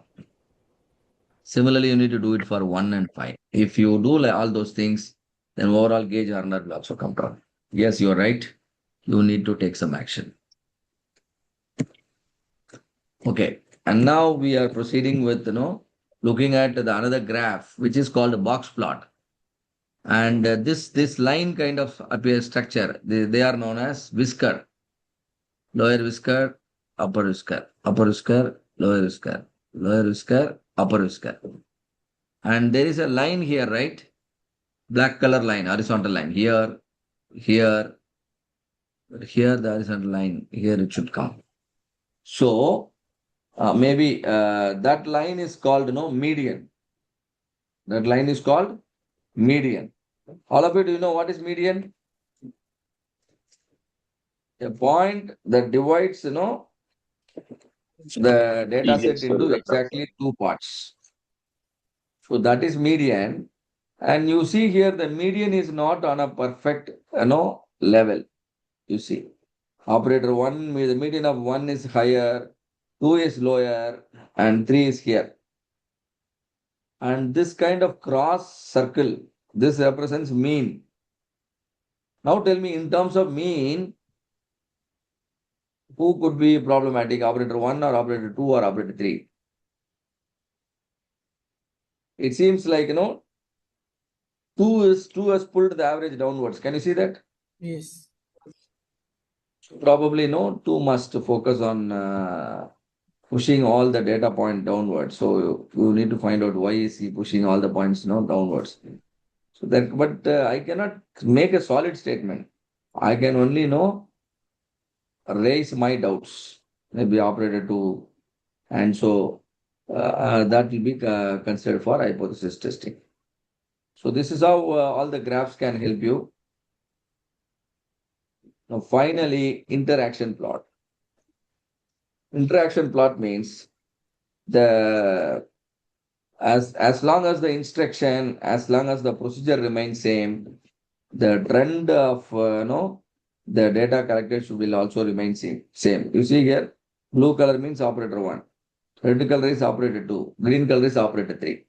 So most of the situation, the readings of blue color operator are always higher than the readings of red color operator and green color operator. Can you see that? In most of the time, the green color lines are above the blue and green, isn't it?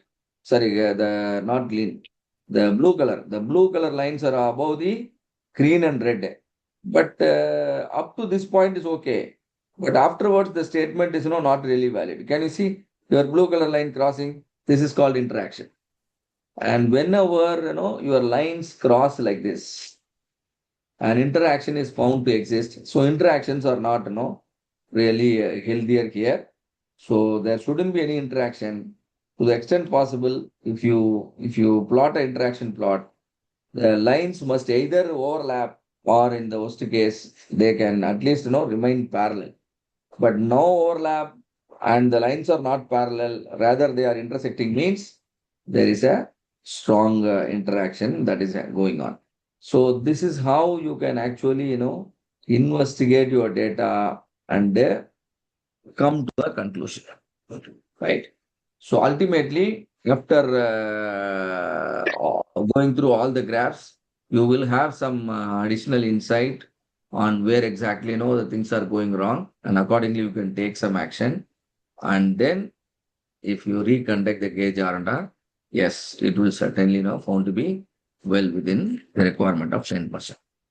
So this is about gauge R&R. Hope you understood how to conduct gauge R&R. If there are any Sir, specific questions, yeah, now please. in the data set which you have taken, how much was the GR&R percentage? We'll see.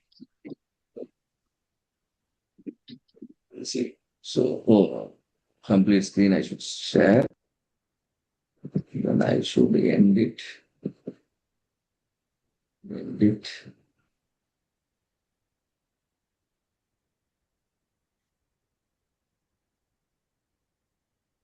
This one only.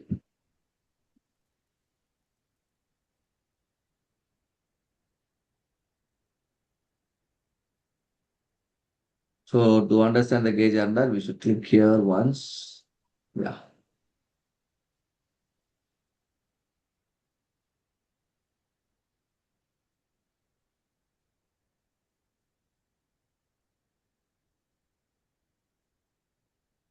Yeah. So this is what you wanted to write. Are you seeing gauge under? Yes, sir. How much it is? 15.12%. 15. See, if the customer expands the tolerance, this will further go down. If the customer narrows the confidence, what do you call the specification, then the gauge R&R will increase. You want the gauge R&R to be below 10%. Okay? In this case, where is the root cause of this? By seeing the graphs carefully. Maybe any one thing we can check.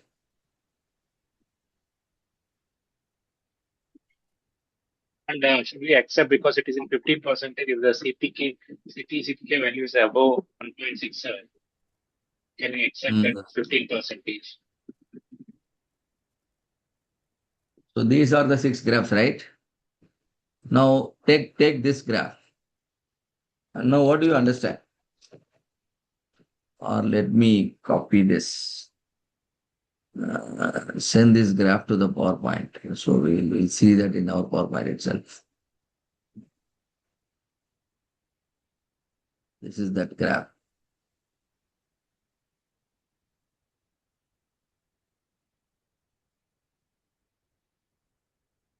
Yeah. Now that 15%, you can't, if you want to see it in the graph, you will see it somewhere here. You see yellow color? Are you seeing it? Are you Yes, seeing sir. it? Yes. This is how you can see that 15% here. But more than that, this 6 graphs gives much more insight.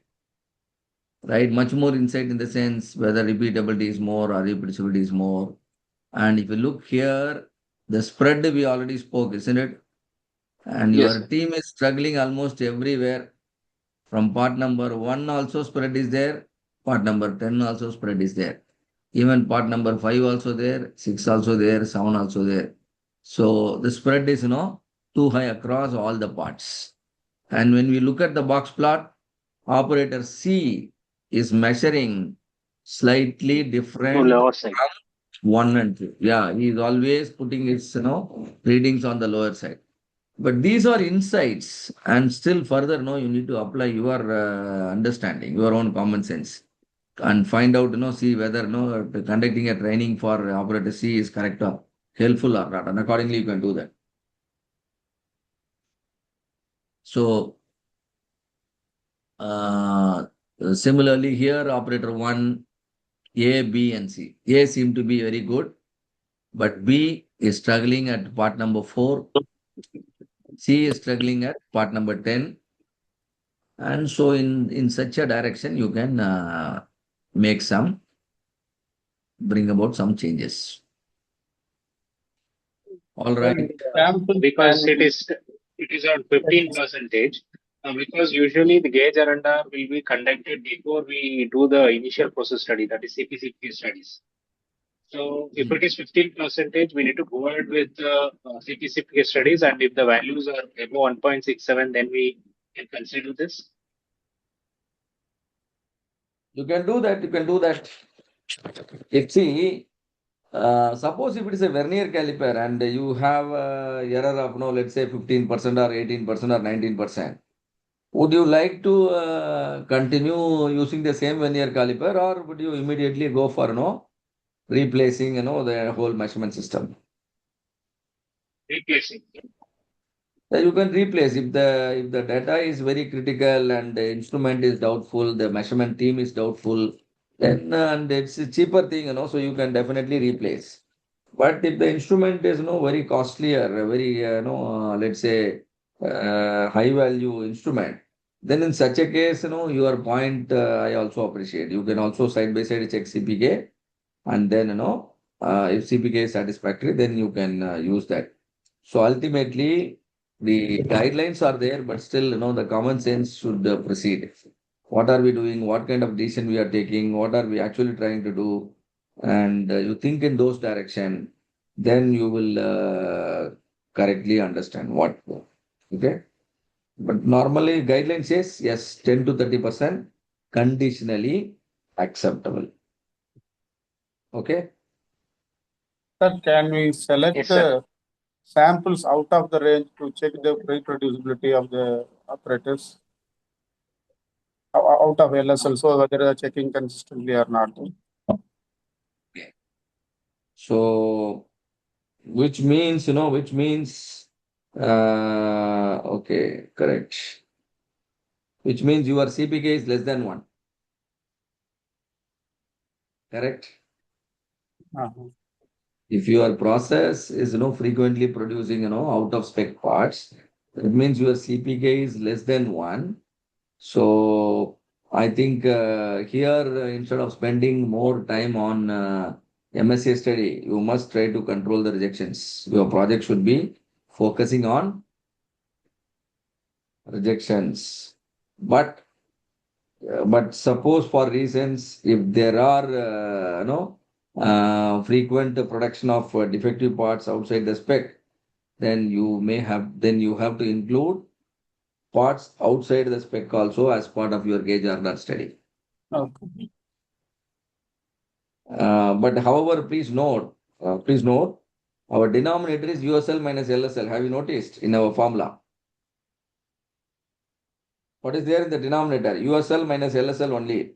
See, before going for the advanced level of control, the basic control you must achieve. You know what is basic control? Your process must at least know.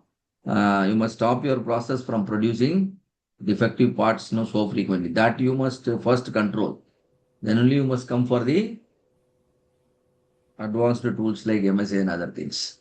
So if you have already controlled your process to prevent the defective parts, then the situation will not arise.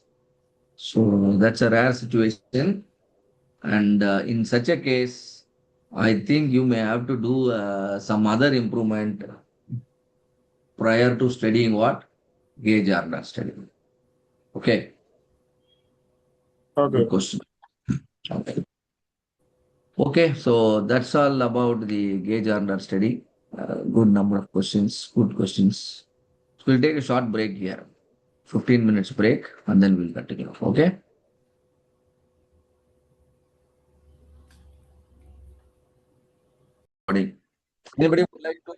Anybody would like to summarize the learnings we had in gauge R&R? Or all of you can also contribute.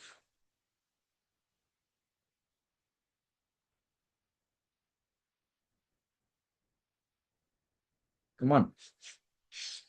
Yes, sir. What did we learn? How is it going to be helpful? Actually, the gauge R&R system, gauge R&R study is conducted before we do the measurements. That is, before we go for initial process studies, we do the gauge R&R studies. That is to check whether our measurement system is correct or not. The moment we have a doubt about our own measurement system, then the only possibility is we have to evaluate it, right? So we can self-evaluate and do it. Sometimes your external customer will demand for a gauge R&R report. In such case, you have no other option. Then you have to reveal, your measurement system's capability. Very good. What other things you understood? Number Yeah, of parts. basically, the measurement system should be precise and accurate. Very So, good. with respect Precise to and accurate. with respect to precision, we will do it. We'll do repeatability and reproducibility error study. Excellent. There are two requirements. Instrument must be precise and then accurate. And in gauge R&R study, we are checking only the capability of our measurement system with respect to the precision, not accuracy. That is why we are not using standard parts. Yeah. That As is I why we are know, not with using. respect to accuracy, if there is anything, then we need to send the gauge for calibration. True. And at that point of time, you may have to probably, you may have to use a standard part and find out the bias. It's called bias study. You conduct a bias study, and if the bias seems to be, what to say, highly unstable and very high, then definitely calibration, must be recommended. But precision can be improved, internally, like, by training our people, improving the instructions. Very good. Any other important point observed, understood? Number of parts NDC should be be 10. 5 minimum. Very good. NDC should be 5 minimum. And NDC mainly R&R. depends on, yeah. R&R 10% is within 10% is acceptable. 10 to 30% is considerable. Very good. Below 10% is acceptable. 10 to 30 is conditionally acceptable. That condition is higher CPK. PPK, yeah. Very good. And why are we selecting? Yeah. Gauge Yeah. R&R error is a summation of repeatability error and reproducibility error. That is nothing but a precision. So Excellent. when you divide this precision error by the specification limits, that is upper specification minus lower specification, we get the gauge R&R percentage. Correct. Very good. You remember the formula. So the precision error is summation of repeatability error and reproducibility error, and we compare that against the customer tolerance, and the ratio is called, gauge R&R. Very good. And anybody, can you tell me the logic behind selecting 10 parts? Can we select These 10 fewer parts or parts, more? Should we select fewer parts or more number of parts? Which is good? 10 parts also.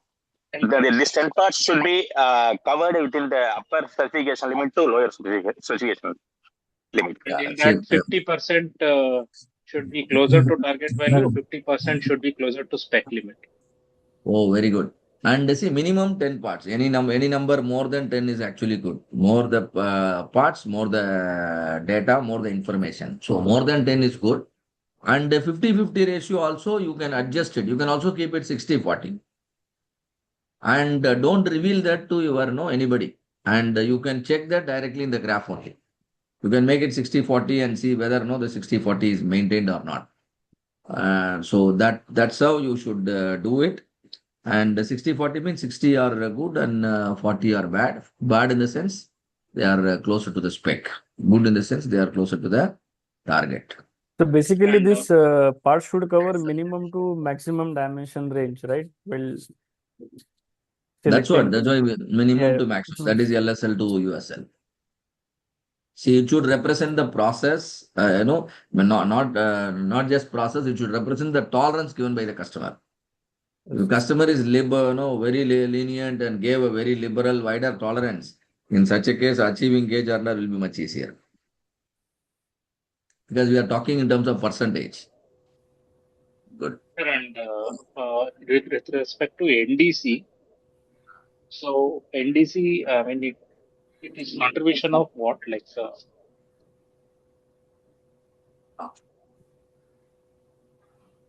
NDC. See, NDC refers to, that's what I told you, number of distinct data part-to-part categories. variation by total gauge R&R. But what if it is less than 5? So what we should do? Please understand, if the something similar to, let's say if the gauge order is only 10%, the gauge order is only 10%, and then we divide that 10% by the part-to-part variation, right? Or not like that. Mm. See, NDC, In the last case, we said like part-to-part variation is around 6.25. Gauge R&R variation is like 1.281 total gauge R&R. So when you divide 6.25 by 1.81, it was around 4. correct. Yeah, but See that. you said minimum 5 should be there. Minimum it should be Yeah, 5. minimum 5 is AAG guideline. See, imagine you have a gauge which will tell only good or bad. Then NDC is 2. Okay. NDC is 2. It is And attribute gauge. when NDC is 2, you will not be able to even use the what do you call data for plotting control charts or anything. If you want to plot the control chart, then you need continuous data, and yeah. So if that means NDC 2 means good or bad. NDC 3 means good, bad, and then moderate. So something like that. So in order to consider our data as a proper continuous data, we need to maintain a minimum NDC of 5. That is a guideline. But however, if your gauge order is below 10% and if your resolution is also okay, automatically your NDC will improve. See, they are interrelated as well. We need to understand the NDC and then gauge R&R are interrelated. And if your gauge R&R is down, automatically your NDC will also be down. So I mean, if we go for higher resolution, then it may get solved. Is it like that? that is correct. Yeah. If you go for higher resolution, automatically NDC will improve. Your gauge R&R will also will improve, and then your whole problem will be solved. They are related. So if you change your instrument to one with the high resolution, then what happens? NDC is improving. What will happen to your gauge R&R also? Gauge R&R will also improve. So they are related terms only. So maybe some self-reading will help you to better understand. But the conceptual understanding is like, how many category of possible category of how many category of datas are possible within the set limits, USL and LSL, right? In discrete data, we can pinpointedly say, like what is the rating, 1, 2, 3, 4, 5. But continuous data, infinite possibilities are there. But still, in order to check the measurement system's capability, they have developed a formula. And based on that formula, they have set a guidelines. NDP must be minimum 5. Sir, and Good. one more question. Is it like every time we go for initial process studies, we need to do this, or what is the frequency to do this? Okay, the gauge R&R study. Normally, if you are going for a new process or no initial setup, yes, it is better to do the study. And otherwise, whenever your customer demands, that time we need to give. Or we ourselves, when we have a doubt about our own measurement system, then also we should be doing it. But there is no strict rule, with respect to the month or something. And that is taken care in the form of instrument calibration. Right? That is, for instrument calibration, there will be a schedule depending on the kind of instrument. Once in a year, once in 6 months, or no, 3 months once, something like that. But as far as the gauge under study is concerned, it depends. A gauge under study is required for any report you generate, not only CPCPK report. Any report you generate, that should come along with an MSA report. But once the data-driven culture is, well adopted, then slowly, the frequency can be reduced. So no specific answer, like, 3 months once or 6 months once. If it is done after calibration, will the gauge R&R results will be better? It is always preferred to have the gauge R&R study with the calibrated measuring instrument only, right? Because ultimately we want to find out the root cause and then eliminate, right?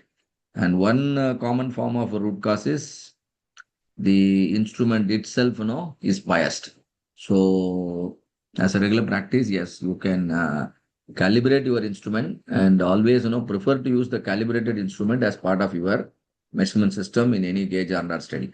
So that any problem can be either related to operator or related to the operational definition or related to the part and characteristics itself, or sometimes, related to the environment. But if it is related to the instrument, yes, it can be eliminated through calibration. So prefer to use the calibrated instrument only as part of your gauge R&R. Good. Thank you. Super. Good. You all participated very nicely in analytical, though the topic is analytical, dry, and still all of you are very curious to learn. Very good. So now let us move on to another topic, and probably there will be a delay. And so the DOE topic I will reschedule, right? I don't want to load you everything, in a lesser time. Now the rest of the time will be utilized for Cano analysis. Shall we proceed, all of you, to understand Cano model, right? Because it's a quite interesting topic, a theoretical topic, but it will make you think wisely. It will give you the needed knowledge and wisdom so that you can perform better in your product development activities. Product development, right? If you are developing a new product, or if you are improving an existing product. But ultimately, what you will be doing is you will be doing the prioritization task correctly. What you will be able to do? Prioritization. Out of 10 things, which is most important? So if you ask me, Cano analysis or Cano model is nothing but a product development tool. A product development tool which will allow you to understand the relationship that exists between customer satisfaction and functionality. Customer satisfaction and product functionality. Imagine a mobile phone. It performs various functions, yes or no?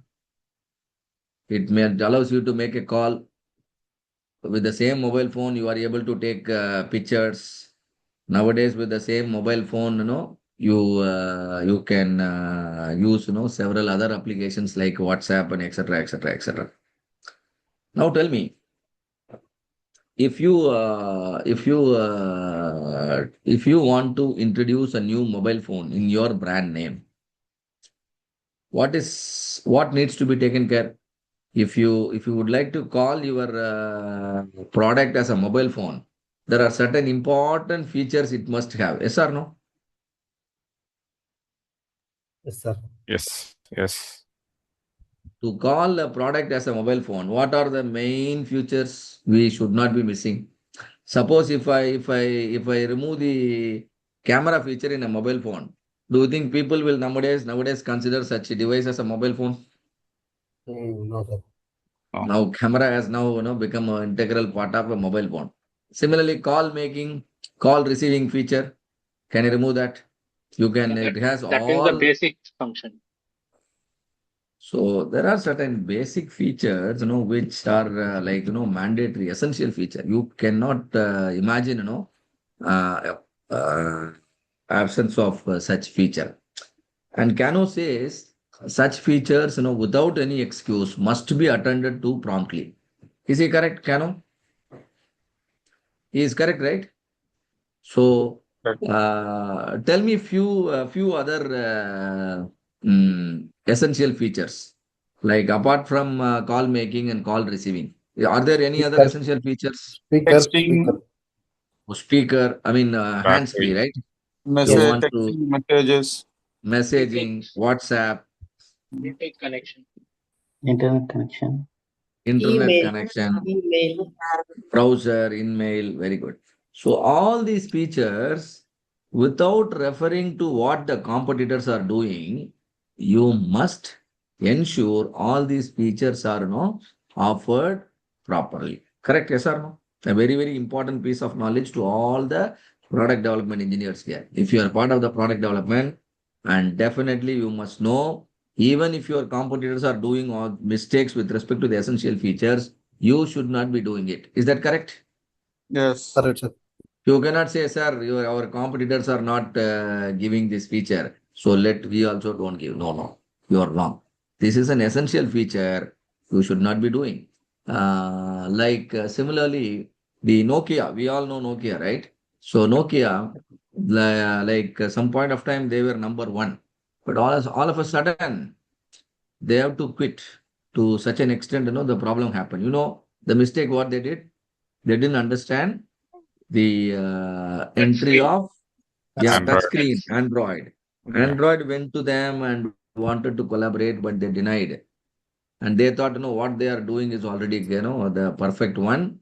But the real for the customers, the touch screen has become, an essential feature nowadays. Now tell me, all of you, any of you, are you okay to purchase a mobile phone, or anybody holding a mobile phone without touch screen? No. No. Majority of us, we prefer the touch screen. But still, a small percentage of people might be using the non-touch mobile for some other reasons, isn't it? Either they are not, used to it, they still want to use the old one, or some people, for some reasons, they don't want to use touch screen. So that means you need to thoroughly understand your customer segment. Once the customer segment is defined, the first thing you should do is list down all the must be features or essential features. They are called must be, they are called essential, or sometimes they are called threshold features. They are called threshold features. So let me write this for you. Sir, it's a threshold features, no? That's what threshold must be essential. I know the different terminologies, but all means the same only. Yeah, I will write it. So it is must be. I can say must be features, or I can say they are like essential features, or I can say it is the threshold features. There can be n number of such features. And as a product developer, you must attend to all those n number of features in a proper way. No excuse in any format is allowed. Your competitor not doing, you don't have money, you don't have resource. Whatever is the difficulties you have to overcome the difficulty, and you must attend to all the must be features promptly. Then only your product can survive in the market. All of you agree with me on this? It is like foundation of a building. You cannot give excuse, sir, I don't have budget, so I want to compromise on the foundation. No, you are completely wrong. Even if you do not have a budget, you can definitely go for a loan and don't make any compromise while constructing the foundation of your building. Otherwise, your superstructure, cannot stand on it properly, isn't it? So it's very important you do whatever required to fulfill the most essential features, which are called must-be features. Like now, tell me, suppose if you are now, let's say you are buying a laptop. You want to buy a laptop for 1 lakh. Your budget is 1 lakh. And are there any must-be features you will expect it from the laptop? Because you are spending 1 lakh, you will certainly have some expectation. Am I correct? High performance. High performance. And you need to talk in terms of CTQ, measurable, right?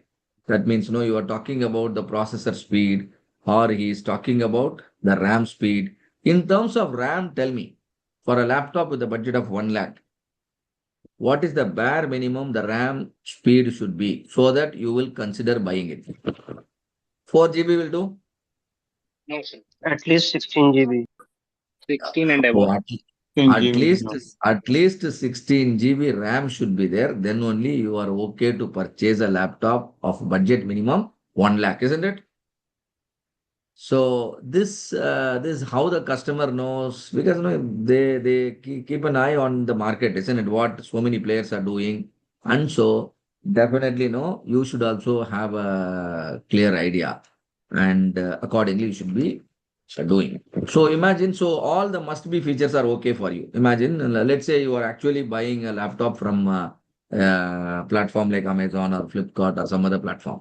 So what you do is, whatever brand, whatever particular variant that fulfills your basic requirements, what you do is you primarily put them in your wish list, or primarily put them in the cart. Yes or no?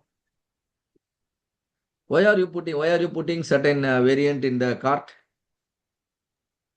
Let's say you have put 3 models in the cart. One from HP, one from Dell, and one from Lenovo. Does it mean you will buy all the 3? Comparisons. All 3 of them have now qualified for next level of comparison. But all the 3, you are happy with the must-be features. Yes or no? You are happy with the must-be, you are happy with the threshold, you are happy with the essential features. So this is how the customers gradually move towards a buying decision. First, they check the must-be, put everything in the cart, and then after that they will start comparing one with the other, isn't it? One against the other. They'll even make some table, and then put Dell in one column, HP in another column, and then what do you call the Lenovo in another column. Then every row will represent one spec. Are you getting my point? The same must-be feature. See, earlier must-be feature was all laptops should have a camera. Yes or no? Because otherwise online meeting and everything will be a problem. Long back it was okay. We purchased a laptop without a camera, and then a camera device we separately purchased. But now it is not the case, isn't it? We want inbuilt camera. So likewise, all the must-be feature will now again, be considered for next level of comparison also. Earlier, I only checked whether the camera was there or not. Next what I will do? What is the clarity of this camera? Right? And in terms of megapixel level, and then if it is a speaker, okay, how many watts? Microphone, whether noise cancellation is there or not. So the same essential features or some new features are considered at the second stage for comparison against the competitor products. Such features are called as performance features. Such features are called as performance features. Now tell me, as a customer, which laptop you will buy? The one that stands better in the comparison, or one that stands moderate, or one that stands proves to be the lowest. Which one you will prefer to buy? Out of the three, It's the better ones. the better one, obviously the better one, because already the pricing also you checked 1 lakh, isn't it? Price also already considered under the basic feature itself. This is the budget. Within that budget, what is the best? That means customer always finds the best, and then proceed with the buying decision while making comparison with the competitor's product. And such features are called what? Performance feature. Such features are called as performance features. So now you see, you make the comparison, and then you see, let's say Dell is found to be superior in many aspects. There are performance features. Let's say you consider some 25 features. Out of the 25, majority the Dell only dominates. So what will you do? You will decide to buy the Dell. Now, do you understand what the performance feature is doing? When you are into product development, each and every feature you must try to classify whether it is essential or not. You ask yourself. If the answer is yes, then no compromise. It should be part of your design. It should be part of your design. The next one is performance. It should be part of your design. At the same time, it should be one level better than the competitor. At least one level better than the competitor. Then only, say a car. All your competitors, they are giving a mileage of 20 km per liter. Now you should at least give 22 km. Then only people will prefer your brand.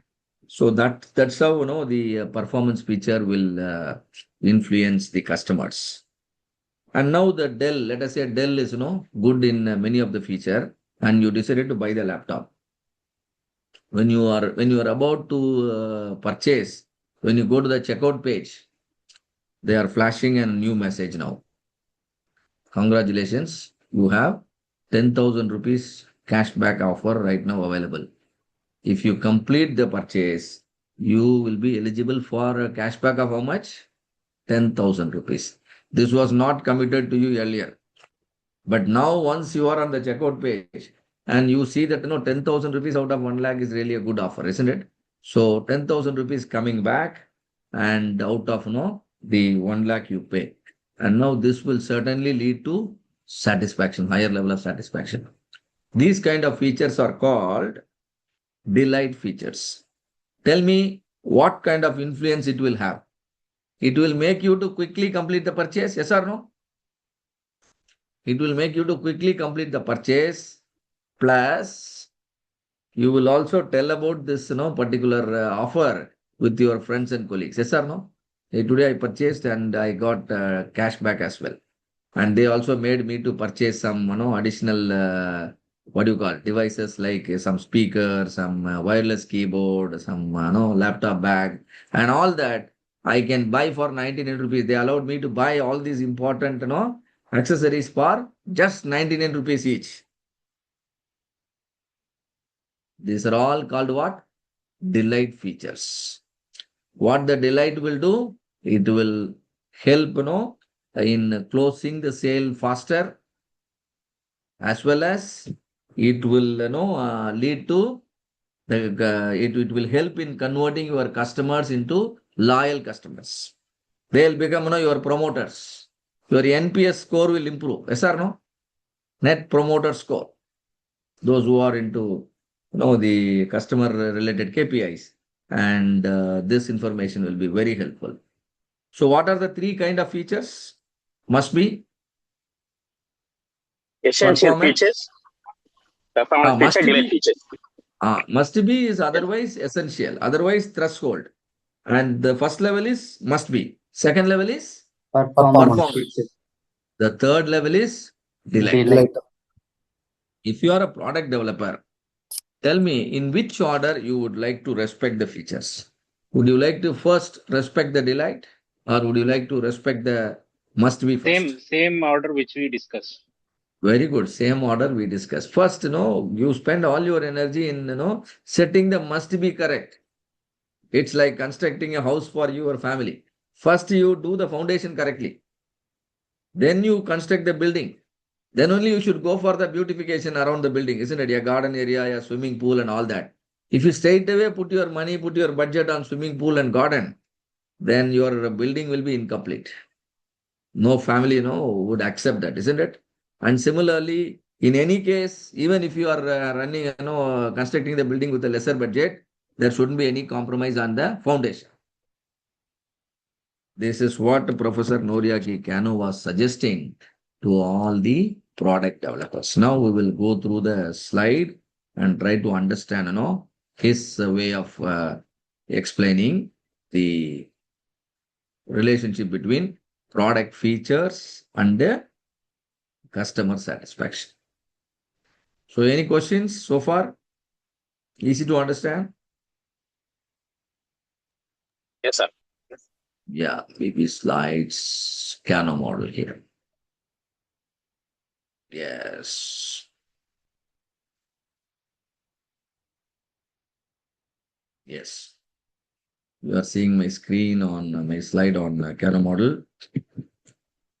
And see here, whatever I spoke, these are the topic, must be, performance, delight, and you have two more features. What are they? Indifferent and rewards. We'll see what indifferent and rewards means. And then application with example, yes. And here you are seeing Professor Noriaki Kano, right? Yeah, professor and writer, author, and consultant, Japanese professor. And see, Kano model is a product development and customer satisfaction tool. It visually model the customer provided characteristics with the level of satisfaction each characteristics delivered. A product has 100 feature. Out of that, a particular feature, how it is influencing the customer satisfaction. Like all of you have joined the Six Sigma Black Belt program for several reasons, isn't it? And you might have gathered information from multiple institutions. You might have gathered information from multiple institutions. You must have made a comparison. I don't know, at some point, somewhere you might have got delighted. I don't know whether we are able to delight you so far or not. So there are, several things. Now tell me, what is the primary reason you have joined in our platform? So officially, we need to career growth. I'm almost 10 years in quality department, but in regular activity, we are following my roles and responsibility. But additionally, I am not any certified course. I am not done. But of course, I have a basic knowledge of DMEC. That's what who are certified Six Sigma, then only they have for benefit. That's what I have joined this course. Good. So, okay. So there are many reasons you have joined this course. And there are certain primary requirement here also, no, while choosing an institution. Am I right, all of you? Let us say we are telling you that we conduct the program and everything, but the certificate will not be issued. Adding element of certificate is a feature in our service, isn't it? It's also a product. It's a feature. If that feature is removed, tell me honestly, how many of you would have still joined the program? This is what a must-be feature can do. Please understand. If a feature is must-be, you have no other option except to attend to it promptly, isn't it? It's a must-be. Like you customers want to buy an apartment. Can you sell them an apartment without a kitchen? I don't know. Maybe in the future it can happen, right? People might buy a house even without a kitchen and these things, because everybody started ordering and Swiggy and Zomato. So kitchen is of no more use, and that can be next generation house. But right now kitchen is a must be feature, isn't it? You must have Even if the entire house is just 300 square feet, still there will be a kitchen. Yes or no? Like nowadays, if you go for a mobile phone for just 1,500 rupees, that is also having a camera feature in it. The whole phone is 1,500 rupees only, but still there is a small camera in it. You know why? Because it is coming under what? Must be feature. So that's how it is. So it visually model, Cano model visually relates the customer provided characteristics with the level of satisfaction each characteristics delivered, and that is coming in the upcoming slide. And Cano model can be used after gathering VOC. What is VOC? Voice of customer. If you are about to launch a new product in the market, the first thing you should be doing is you should collect the voice of the customer. You float a survey and try to understand what the customer wants.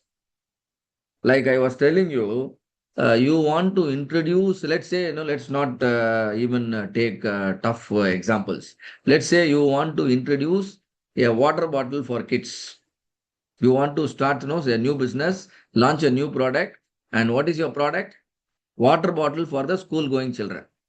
When you have taken a decision like this, the first thing you should be doing is you should gather information about the current market, isn't it? What kind of water bottles your competitors are already selling, and what kind of features the school going children are expecting. Yes or no? This will be a very, very important piece of information, right? So you do your analysis on your competitor's product.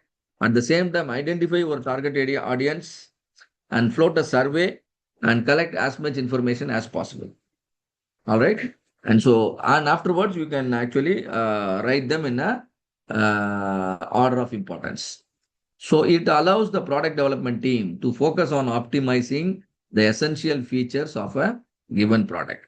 So whatever is the strength and energy you have, you must put that strength, put that energy, put that money, put that resource on the features which are most important to your customer, not the least important, right? And so this is the graph. You see there is an x-axis, there is a y-axis. X-axis talks about the functionality of the product feature. And y-axis talks about the customer satisfaction each feature delivers. And according to Cano, the features are grouped into 5 categories. The first category is the dark color blue. Can you see here? What is written here? Threshold feature. Threshold feature or threshold attribute. They are also called as must be. They are also called as essential. And another name I am bringing here. They are also called as dissatisfier. You know why it is dissatisfier?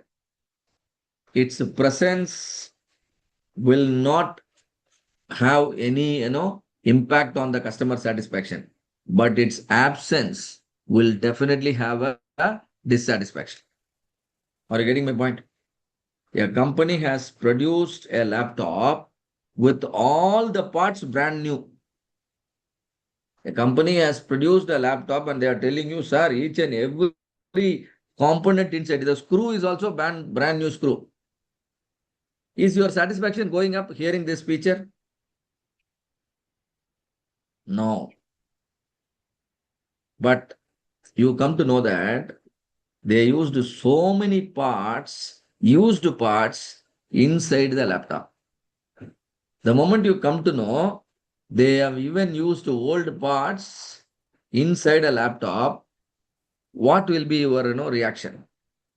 Will you like their idea or will you immediately get dissatisfied? Come on, tell me. Satisfied. Dissatisfied. Satisfied. Because it is mandatory to use all brand new parts. When you sell any product first time, it is expected that each and every small piece of the component of the product should be brand new. If that basic requirement is violated, then you will immediately get frustrated, and that is the reason why the must be features are also called as dissatisfier. All of you, do you understand?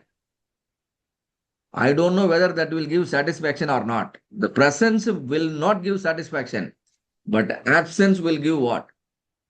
Dissatisfaction. Let us say you are going to buy a mobile phone for 50,000 rupees. And that mobile phone storeroom executive is explaining, sir, you can make calls using this mobile phone. You can attend calls. You can connect to your friends. These are all known to us. We really don't want to listen. Features are there, but it's not at all impacting my satisfaction. But a particular model, they are telling that, sir, this is a mobile phone, sir. Everything is there, but you can't install WhatsApp here. Now immediately then you will decide not to buy that. Yes or no? So this is what the must be can do. There are 100 must be features attended promptly. But the 101st feature, which is also must be, was somehow missed. Now what happened? The customer immediately decide not to buy the product. So that's why all the must be features somehow must be captured, and then you must ensure they are attended to properly. They are part of your product feature. Otherwise, what will happen? You very well know. That is the reason why this dark blue color curve is always below the x-axis. Can you see that? What is the meaning of it? It never gives satisfaction. But absence can give what? Frustration immediately. Lead to dissatisfaction.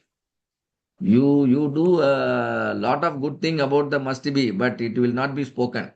Must be's are also called as unspoken requirement. Please understand. Must be's are also called as what? Unspoken requirement. If you do well, nobody will talk about it. Let's say, you organized a big function in your family and you organized a nice food for everybody. And everybody comes and they eat and then, they just go away. You know why? Because the food is very good and the arrangements are good and they were received very well. The reception was good. Everything is well. Do you think everybody will come and tell you, sir, you made the arrangement so nicely? Excellent. We enjoyed, our every single minute. Nobody will come and tell you, even if you have spent, lakhs and crores. But suppose if the food is, not prepared properly, food is not good.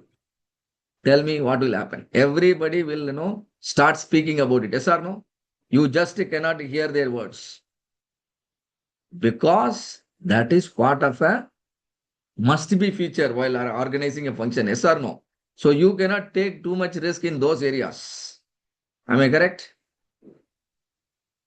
Same thing is applicable in your product as well. I think now you could relate, the must be very well. You could also understand it in the graph as well, right? If anybody asks you why the graph is always below x-axis, it tells you that customer satisfaction will never get impacted positively because of the must be features, because of the presence of must be feature. But its absence can certainly have a big negative impact. It can even lead to frustration and then rejection of the product. Right? Let's say it's a printer. You are buying a printer for your home application and they are telling that, sir, you can't print in A4 size. Could you consider such models? Because we use A4 sheet extensively and then they are telling that, we can't use A4 sheet in the printer. And so this model is not fulfilling my essential requirement. So let me not buy. It might have hundreds of good features, but still one essential feature is missed. And so I don't want, right? So now coming to performance. The performance features are also called as linear satisfier, also called as one-dimensional. You know why it is one-dimensional? The green color line, see here, the green color line. This is called a performance feature. Performance means the compared against the competitor, what you are doing and what your competitors are doing. Who is performing better? That's why it's called performance feature. If you do better than the competition, the customer satisfaction will go up. You see? The more you do better than your competitor, the more satisfaction, it will drive. But if you are below the competition, then customer will, show dissatisfaction against your product. Very natural, isn't it? If all the must be are okay, now you compare the RAM speed and everything. Earlier, you were just looked at, certain features, but now you are going to the extent of comparing the RAM speed, how much inbuilt memory, how much external memory, whether it is HDD or SDD, and so many things, you started comparing. And finally, whichever stands better, and that only you will decide to buy. And those features are called performance features. Now, attractive or delight. Attractive or delight means if the feature is not there, you are not going to worry. You already decided to buy. But if the feature is made available, then customer will get delighted. Customer satisfaction will be boosted like anything. And see here, the light blue. This is always above x-axis. Can you see that? That means if delight is not there, you are going to a hotel because you liked the food very much, but one particular day they did not offer any discount. Then also you still prefer to go to such hotel, isn't it? Every day discounts are not there, not there. In fact, certain day they even keep the rates higher, weekend and all. But you still prefer going there. But the same restaurant, sometimes they give you the starters, completely free. Sometimes 10 people, you are a group of 10 people, they charge you only for 9 people. You like all those offers, isn't it? And but even if the offers are not there, you are still okay. You are not going to the extent of getting frustrated. But the offers definitely push your satisfaction upwards. Can you see that? Such a things are called attractive features, delight features, or excitement features. And on how to react here, if you are a product developer, how to react? Delight feature, absence, no impact. But presence, definitely positive impact. Then finally, indifferent. Indifferent means, look here, there is a gray color line overlapping right on the x-axis. Can you see that? A gray color line. That means customer satisfaction will not be impacted because of the presence or absence of certain feature. Because of the presence or absence of certain feature, customer do not bother about it. Say for example, you want to buy a water bottle. Have you ever worried about the color of the water bottle? No. No, the cap color or even some to certain extent, the material of the water bottle also we are not worried. We don't even ask what plastic it is. All that we are interested in, we are interested in the water inside.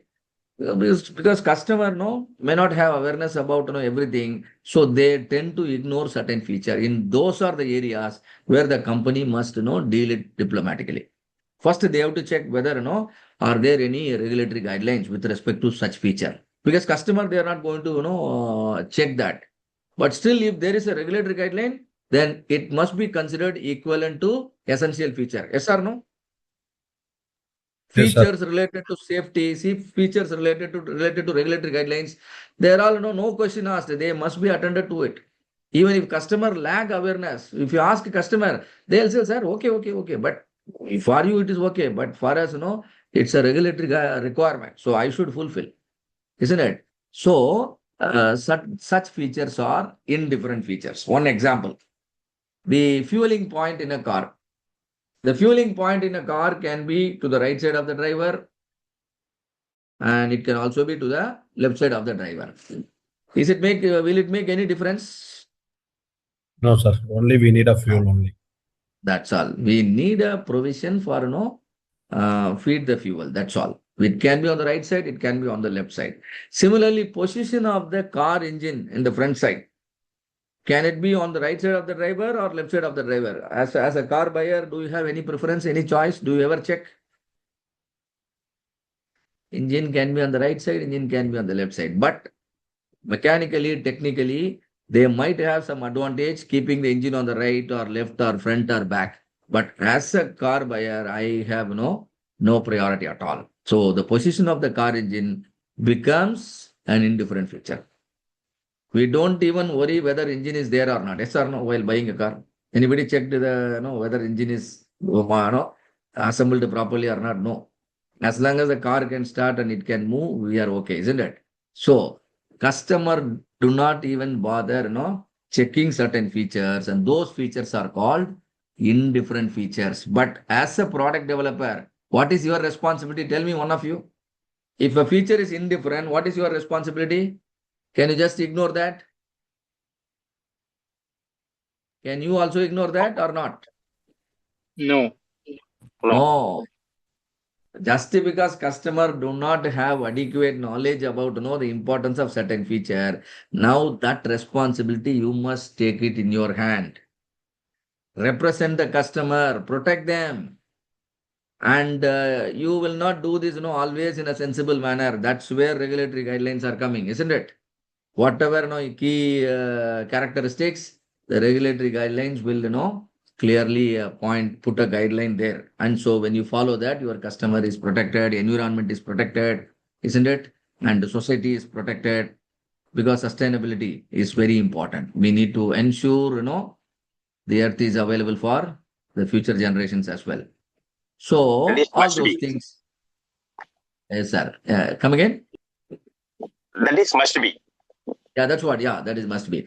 And so we need to check whether the indifferent feature should be treated equivalent to must be or not. And if you understand, yes, it must be treated equivalent to must be. Though it is indifferent to the customer, for us it is must be.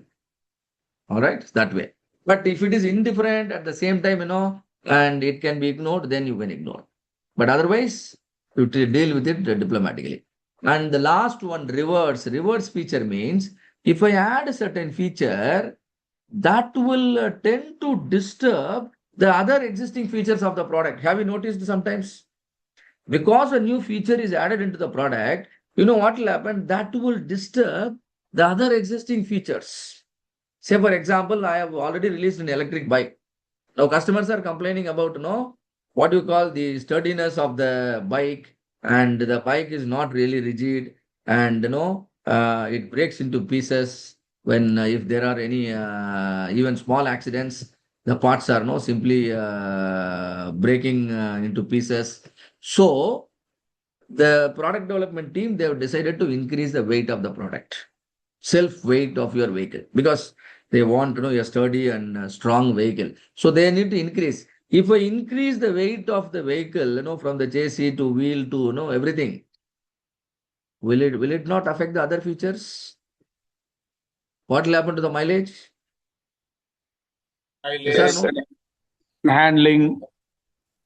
Yes, and handling will become difficult. Earlier it was very light, and even ladies can easily handle your vehicle. But now you increase the weight another 30-40 kg. Now Load will the lady increase.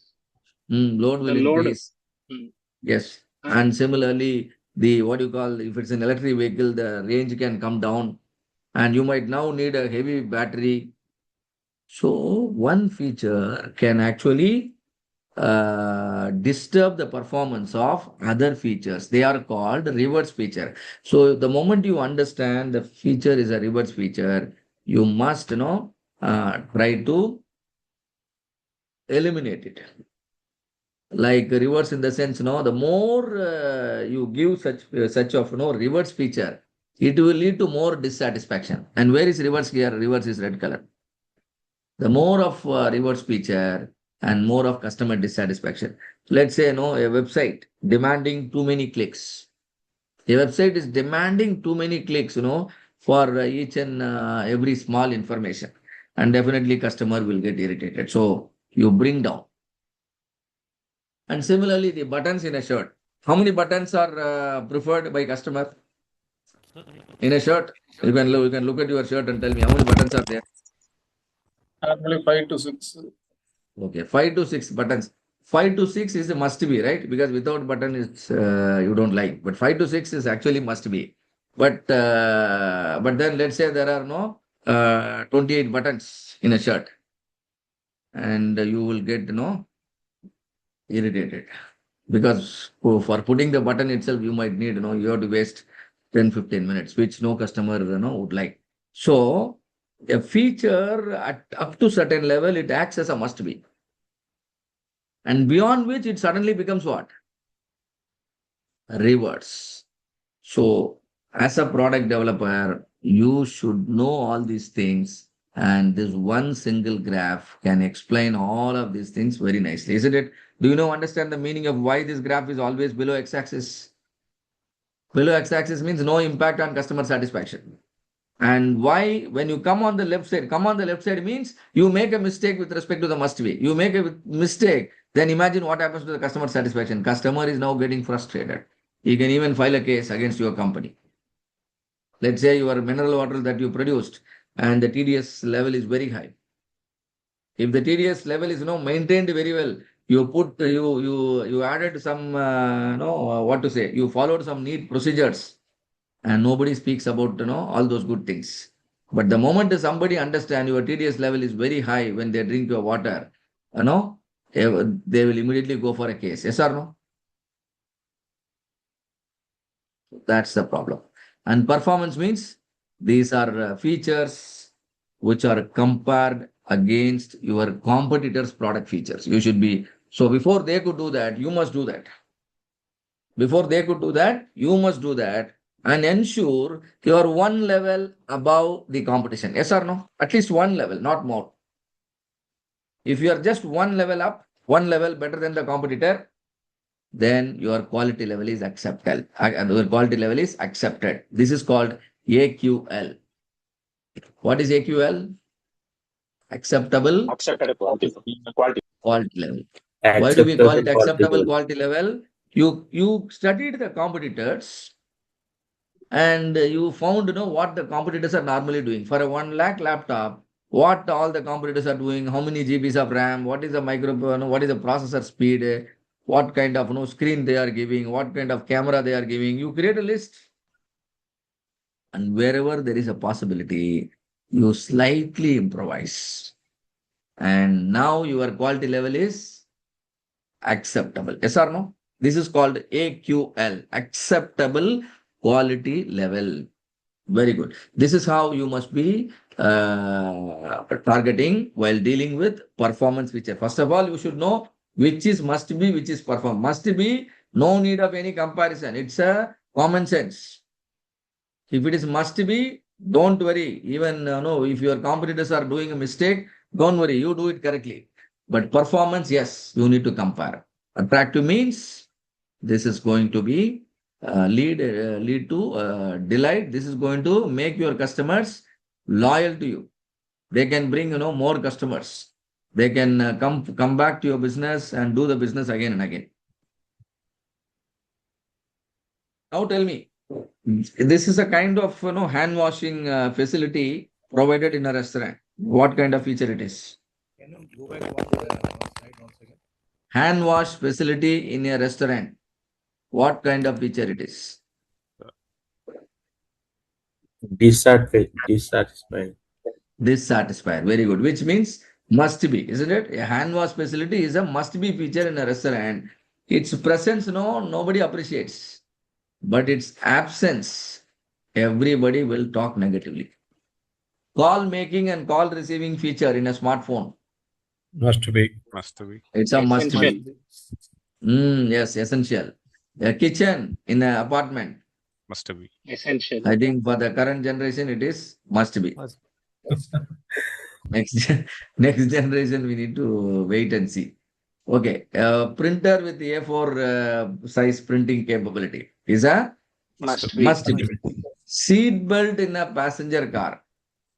Indifferent.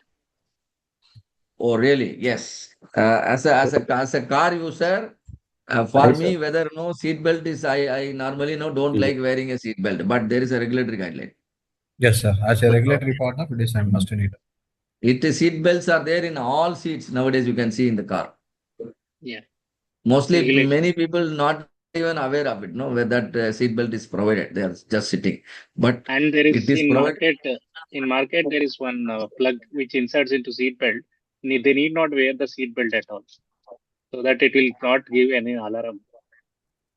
Oh, It's a bypass of oh, it safety won't give protocol. alarm. But if Yeah. but if an accident happens, will it Yes. also protect the passenger? No. It's a It will bypass of only arrest the safety. alarm, right? And Yeah. I that's mean, not the way. that is That's a example for indifferent. So that's it. The customer that doesn't want it, but it's a regulation and it's a safety aspect. yeah. But no, customer can exploit certain features to their choice. But safety, yeah, it's actually a safety related feature. So it should be provided nowadays. And ability to make phone calls, and that's again a must be feature only. Essential. Very good. And keeping the training sessions interactive is a Performance must be or a delight. But many performance. people are treating that as a delight. Can you see that they have never, interacted? Must be. Yeah, it's a must be actually, right? It's a must be. So use it.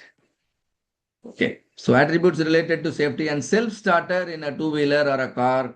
Even bus has a self-starter, isn't it? Bus, even even Royal Enfield Bullets, they now have a self-starter. You know why?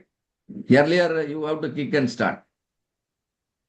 Kicking was a style, that point of time. Nowadays, now self-starter has become, a kind of essential feature. Essential Otherwise, feature. people are, not going to Not buy buying. your bullets. So that's the reason why, since this has become a must be, every vehicle has got that now. Sir, Even if you buy a, is it in the other way also? Like when everybody is giving that, it becomes must be. yes, when everybody is giving, see, this is called, market condition. So you need to study the market condition and to classify a feature properly. Things which were delayed some point of time can become must be nowadays. Some, some years before, having a mobile phone was a delayed feature. Isn't it? Now having at least two to three mobile phone is a must be. Not just one, isn't it? Nowadays, all luxury became essential. Must be. Like example. Nowadays all luxury has become essential. Very good. Essential. See, so as time passes, the market conditions will change. Like one of you was correctly saying, if every other competitor is not doing it, then it can become must be. Like initial days when Amazon and Flipkart were giving a free door delivery, free delivery, that was treated as a delight. But now whatever item you order, customers order, they expect a free delivery for everything, isn't it? The moment they see a delivery charge of, let's say 100 rupees, and they don't want to buy, isn't it? And the manufacturers and service provider, they find alternate ways of, fulfilling the customer requirement. They make minimum order quantity. You order 3 pieces, the delivery charge will be waived off. Something like that, isn't it? So we need to, yes, understand the market situation to correctly classify a feature. See here, usage of all new parts in your assembly. It's a must be. Okay, so now the meaning of the curve staying always below x-axis is thoroughly understood. Am I right? Please tell me now. Will you be able to identify the must-be features in your product you are right now dealing or the service you are right now offering? Will you be able to find out all the must-be features? Yes, we can do that. Then you can be an asset to your company, right? All the must-be features, if you ensure or taken care very well, you will be able to better retain your customer. Because customer, that's the point, where customer will get frustrated. Yes or no? So all the frustrating areas, if you know and take care very well, proactively, then, you will be able to better retain your customer. But this is the foundational level requirement. Now, can you tell me a few must-be features you will look at while admitting your child in a school or a college? Yes. Tell me one or two features. One or two features. School So the academic. placement is Faculty. there. First thing is faculty. Transportation. Faculty, transportation is required. Faculty, infrastructure. Structure, School fee academic. structure, Reputation of the school. Reputation of the school. Safety is the must be. Safety. School must have necessary approval and affiliation. Isn't it? If we do not actually ask, when we go to the school, we don't even ask, sir, show me all your, affiliation record. your approval record. And nobody No, asks. but if the school is, I mean, that academy is running from past 15, 20 years, that it means it has that. That's why, they are called, yeah. It is expected that all the must be are met. And customer normally, assumes, yes, the school meets all these requirements. But the moment they come to know that there are problems with respect to the affiliation, then you see the strike and everything going on against the school, isn't it?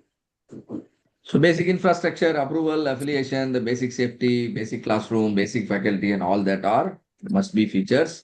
But please note, since that now all of you are black belts, you should also be able to measure the feature in a proper way, in the right way, accurate way. Somehow you have to drill down and make each of these measurable. Can you tell me one way you can measure this point, qualified teachers? Education and experience. Their qualification, right? The faculty's qualification, faculty's Yeah. experience. See, what I am trying to connect here is, these are all voice of the customer. These are all voice of the customer. But from the voice, we must identify what? Hello. CTQ. Critical to quality. We must identify. Critical to quality. See, colleges and school, they measure something called, student-teacher ratio. That's a kind of CTQ, isn't it? But your point is also correct. The basic qualification of the teacher, because qualified is coming. Qualification, how many doctorates, how many master's degree holder, how many B.Ed, how many M.Ed. They actually have a guideline, regulations. They are bound to follow. That means, they are also, working similar to us. From the customer requirement, CTQs are derived. And since the CTQs are often violated, there are regulatory guidelines. The university will not give affiliation if you do not have sufficient number of teachers. And even the campus size is defined in terms of number of square feet per student or number of square meter per student. If your overall intake is 1,000, then each student should at least get a 6 square meter of built-up area. Are you getting it? So that much square meter construction is necessary. So everything that appears, in your regulatory guideline or must be only. A printer ability and sizing the copy 80%, 90%, 100%, 110%, little enlarge, little, scaling down. Yes, we need that, isn't it? They're all must be. And Samsung did a survey maybe long back, and they found all these features are must be. You see camera, both the front camera, back camera, both are required, right? Am I right? All of you? Or are you okay are you okay to buy if one of the camera is removed? Selfie you can't take, but the front camera, the rear camera is still available. But we need both cameras, right? So this is the outcome. And are there any problem with the must be features in the training program you are going through?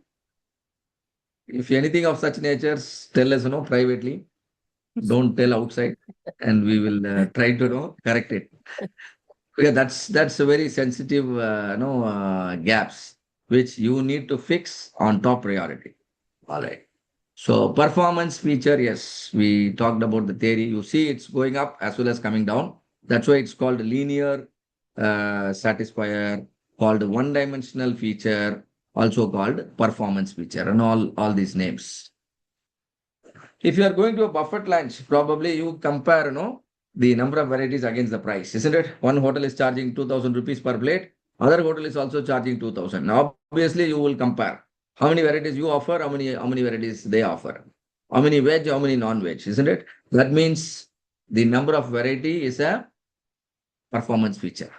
But the basic hygiene, basic the quality and all those things becomes must be. Megapixel level of the camera. Presence of a camera is must be, but megapixel level of the camera is Performance. It's subject to satisfier. comparison. No, megapixel level is subject to comparison. Whoever gives, better megapixel, customer, go there. Similarly, presence of a kitchen is a dissatisfier or a must be. But the size of the kitchen room is subjected to comparison, is a performance feature. See, you need to remember, if a feature is already written in a must be, it doesn't mean that it should not be written in performance. It can be, right? But slightly, no, we use a different language. And now we write it in a way that we can exactly compare and understand. So a vehicle's mileage, the inbuilt memory of a smartphone, the processing speed of a computer are few more examples. For a college, you got admission from 3 colleges, right? All 3 colleges has invited you to take admission. Now, obviously, you will compare certain metrics. What is the graduation rate, placement rate, and percentage of PhD qualified faculty, cost of education, and all those. Whatever you compare, they're all performance feature. And similarly for any product or a service. I hope you all have made some comparison before making a decision to join our platform, right? Can you reveal one or two features so that we can be better aware of what our audience are doing? What have you compared before, just before making a decision? Is it the certificate recognition, or is it fees, or is it something else? Certificate Constant recognition by evidence. central government. Certificate recognition. Very good. Certificate recognition is okay. Second thing is classroom classes, sir. Okay, whether classroom training is offered or not. Okay. So, we have started a classroom training today in Chennai. Yeah. And we can come to your city as well. And you have to ensure, your friends are also joining along with you. We can certainly come, right? Some sizable number. Then we can certainly do. But we tried doing it in different cities, and then we are not able to repeatedly do it. So we stick to Chennai only. So you can certainly plan to come to Chennai and do the same black belt program. Go back with a lot of confidence. We started today. All right. So performance features for Samsung, and see again, these results are years old. Some of them would have already become must be, but here, megapixel level of the camera, this much is required. You see 16. Do you think 16 megapixel is a performance feature or a must be feature nowadays? 16 and 64 have become nowadays must be. Every camera is now reading 50 megapixel easily. Mobile phone is 10,000 only, but it is reading 50 megapixel already. So good. What is the sweet spot? Because the more you give, the more satisfaction it drives. So what should be your decision? How will you finalize a performance feature? Can one of you answer? Competitor benchmarking.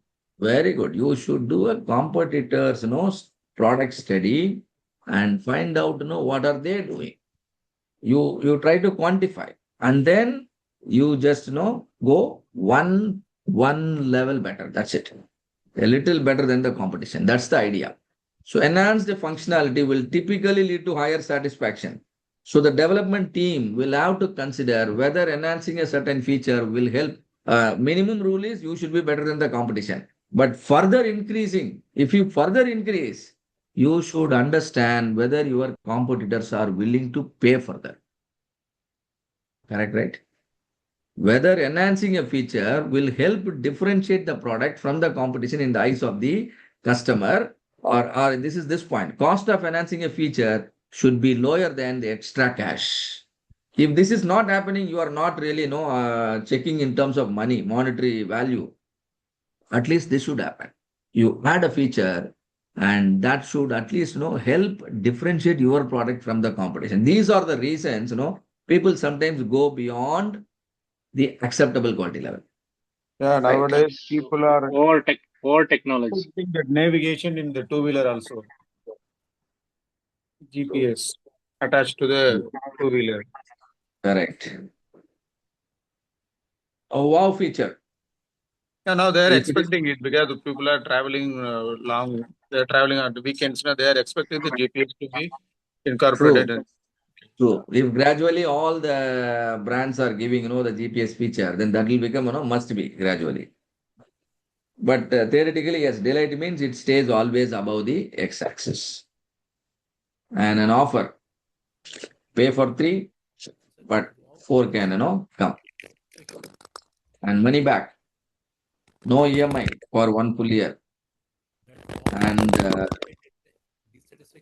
seat can be adjusted as, a 4-seater, 5-seater, 6-seater, 7-seater. And a smartphone with wireless charging capability. And free shipping. Do you think free shipping is a delight nowadays? No, it is become There's no must more be. a delight. This has become an ordinary thing, isn't it? We are not even worried, how are they bringing, product from several hundred kilometers. Your order value is 120 rupees only, but still your product comes, from several hundred, several thousand kilometers sometimes. But the tag time, if it is reduced, that will become a delayed feature, I think. True. Any delight with respect to a college enrollment?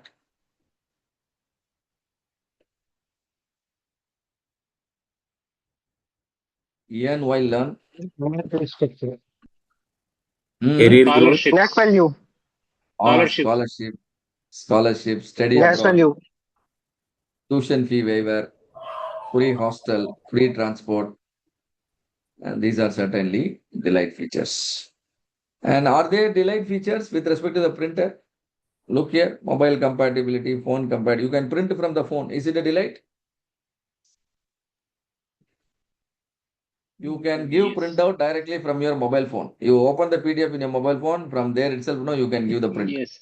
Yes. It's a delight, right? Okay. If all of you say, see, please note, this is how it must be found out.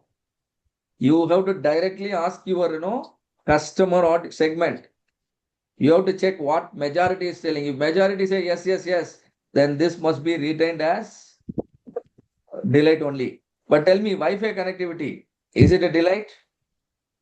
No, that's must It's be. Mandatory. If all of you are telling no, you must understand the delight has already, is outdated.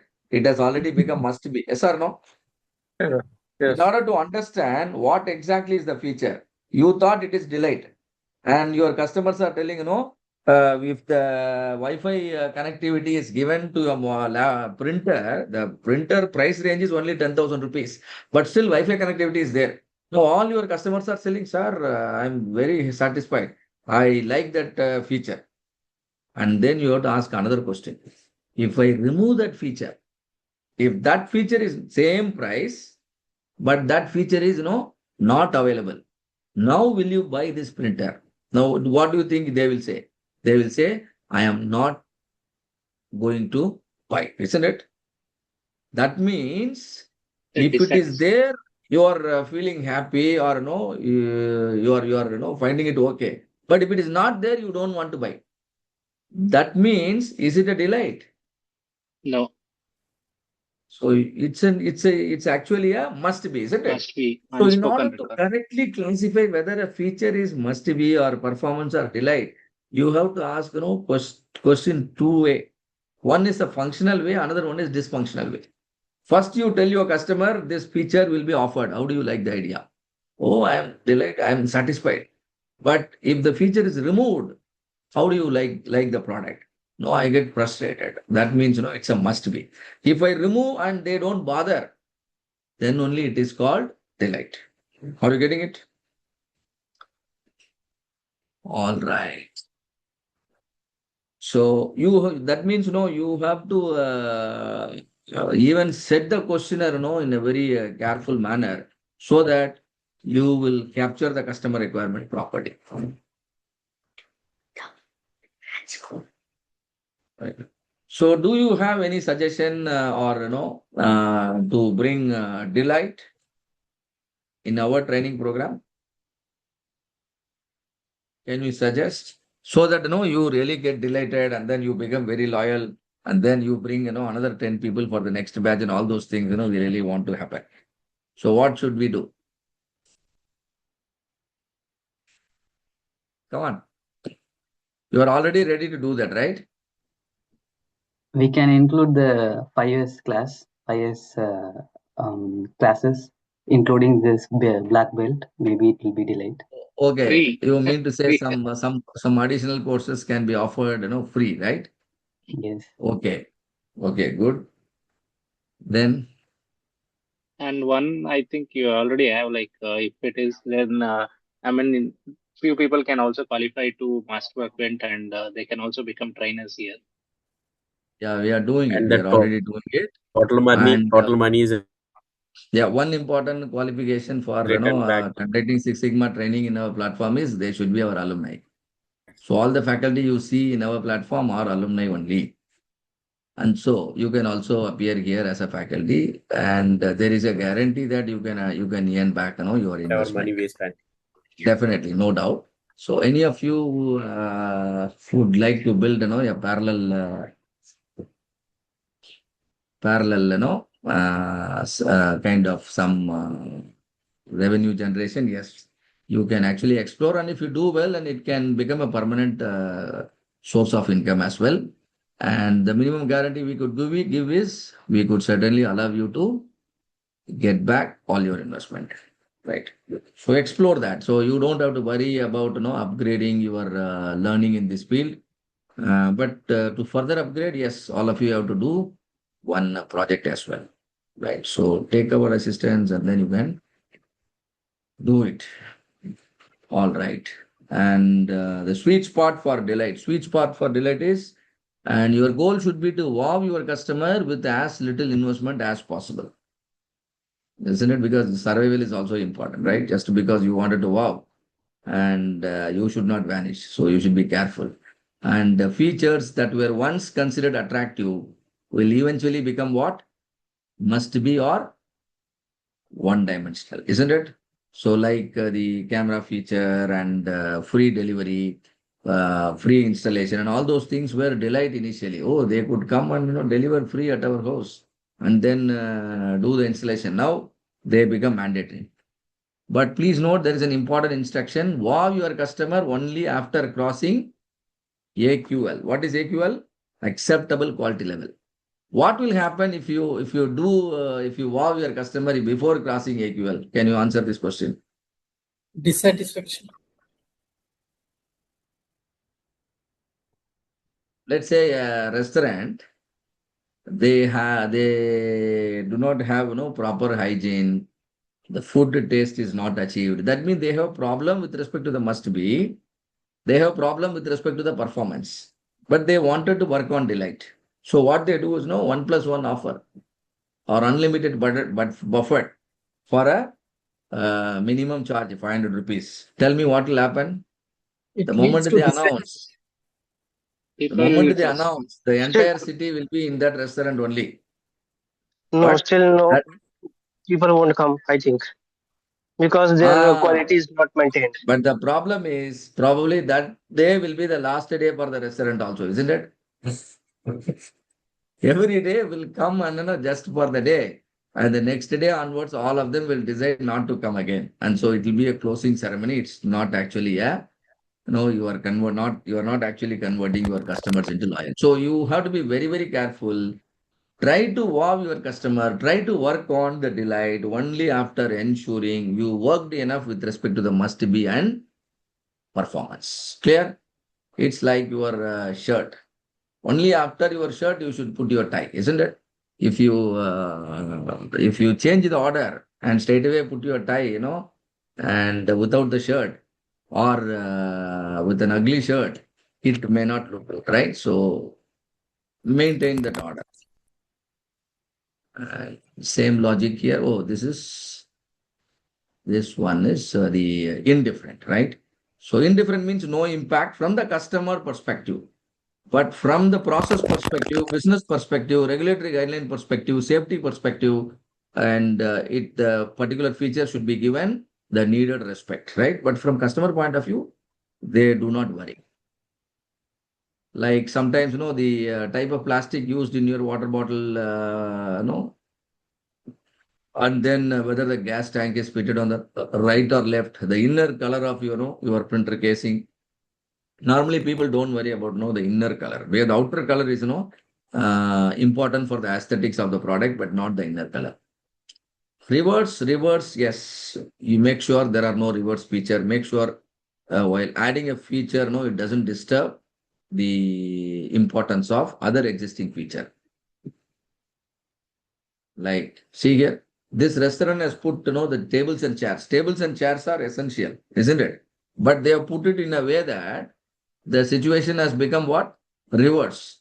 And do you think anybody will like this restaurant for a family dinner or some kind of thing?